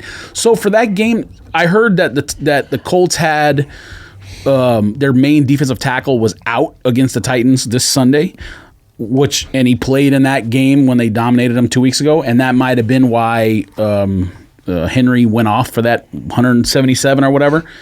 So who knows if that one player in the middle of your defensive line, like your best defensive tackle, makes that big of a difference. But fam, the Colts, I've never seen 2 games 180 degrees that opposite where you just like full on dominate a team and then the next game they full on dominate you in the opposite manner. I've never seen that happen. Most division games are like, it's kind of close. Like the Raiders beat the Chiefs and then they came back and played them again and it was super close, but the Chiefs won at the end. Like that's normally how both games are fairly representative of the talent. Like you don't see one team get beat by 20 and then the next game the reverse happens, the other team beats the other team by 20. It makes no sense. They didn't beat the Colts by 20 this week. Yeah, they did.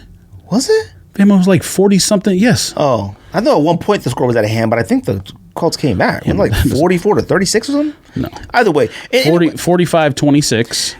Oh, okay. And let me tell you what the previous matchup was. Yeah, but see, here's the thing. We're talking about, what was that? 34-17. Yeah, but what was that, week 2? No, it was 2 weeks ago. Oh, 2 weeks ago. Oh, okay. Week 10, Colts won 34-17. They scored 34 points, and they had 2 fourth downs on the goal line. They didn't score. So if they score those from the 1 yard line, they're scoring 48 points to 17 in that game. Then they come back 2 weeks later and get beat by 20 by the same team, and they were at home. I got Colts. It makes no sense to me. None. Well, we weren't talking about the Colts. We were talking about the Titans. But Browns at Titans. You picked Titans. Oh, I picked Titans. I picked Titans. Browns cover 5.5. Next game, Bengals at Dolphins. Dolphins favored by 11. Dolphins favored by 11 is wild. I got Dolphins. Dolphins win. Bengals cover 11 points for you're laying 11 with Miami is insane. Bengals should have beat the Redskins. Next game, Jaguars at Vikings. Vikings favored by 9. I guess Vikings. I mean, you want to talk about a whack quarterback, fam, back-to-back fumbles on consecutive plays that the same man from Carolina returned. And I don't know if you saw one of those fumbles. I don't know if it was the first or second one. He just threw the ball. What are you doing? Take the sack and punt the ball, dummy. What did they fire? The GM this week? Huh? They fired the GM this week, right? Ooh, Vikings? Jacksonville. Oh, I don't know. They fired somebody. Vikings win, Jags cover, 9 points. I'm not laying 9 with the damn Vikings. Rams favored by 3 at Cardinals.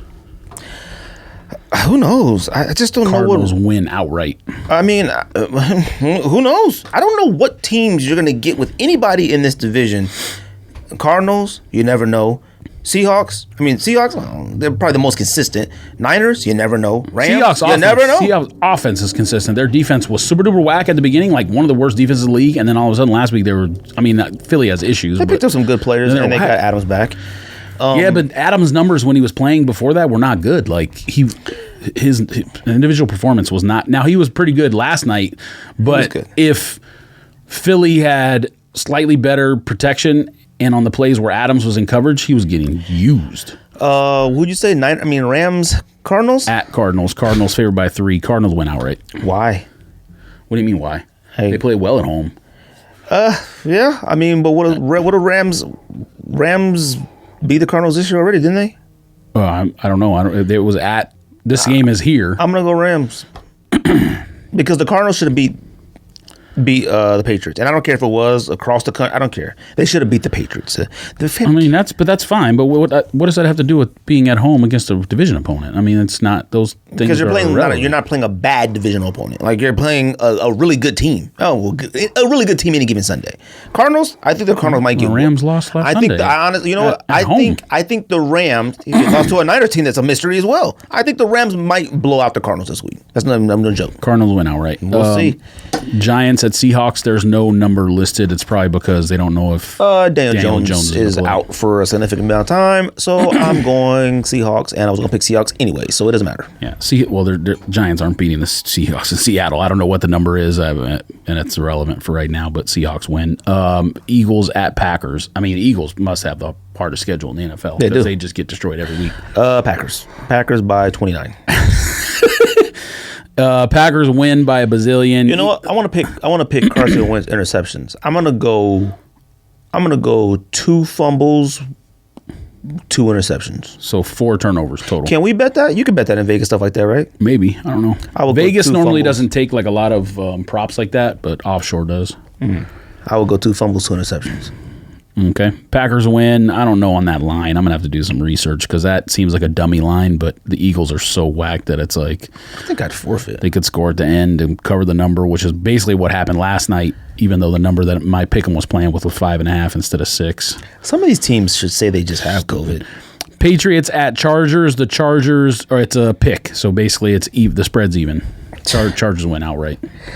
The Chargers should beat the Patriots by 40. I mean, that's the talent. Talent difference level in the talent should be like that.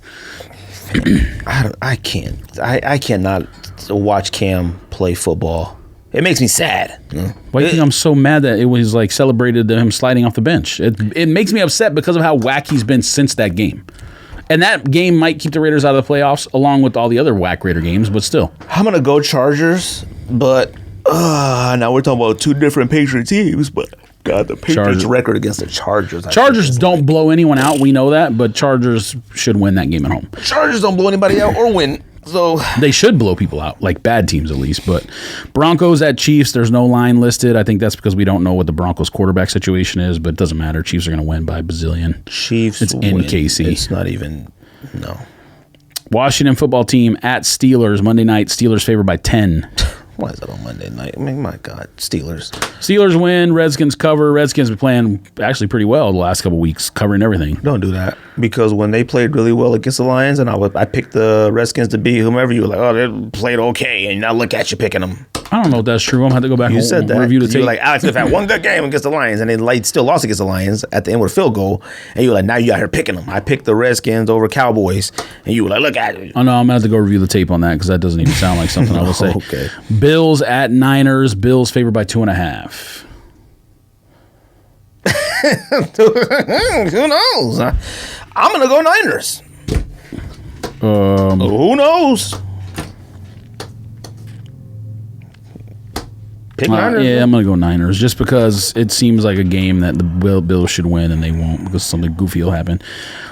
Tuesday, December 8th, Dallas at Baltimore, no line, probably because we have no idea who either quarterback's going to be. It doesn't matter if the quarterback is RG3 or what's his name, Jamal Anderson, whoever his name is. Mark Elliott. Whatever. Cowboys win. And I would never pick Cowboys win.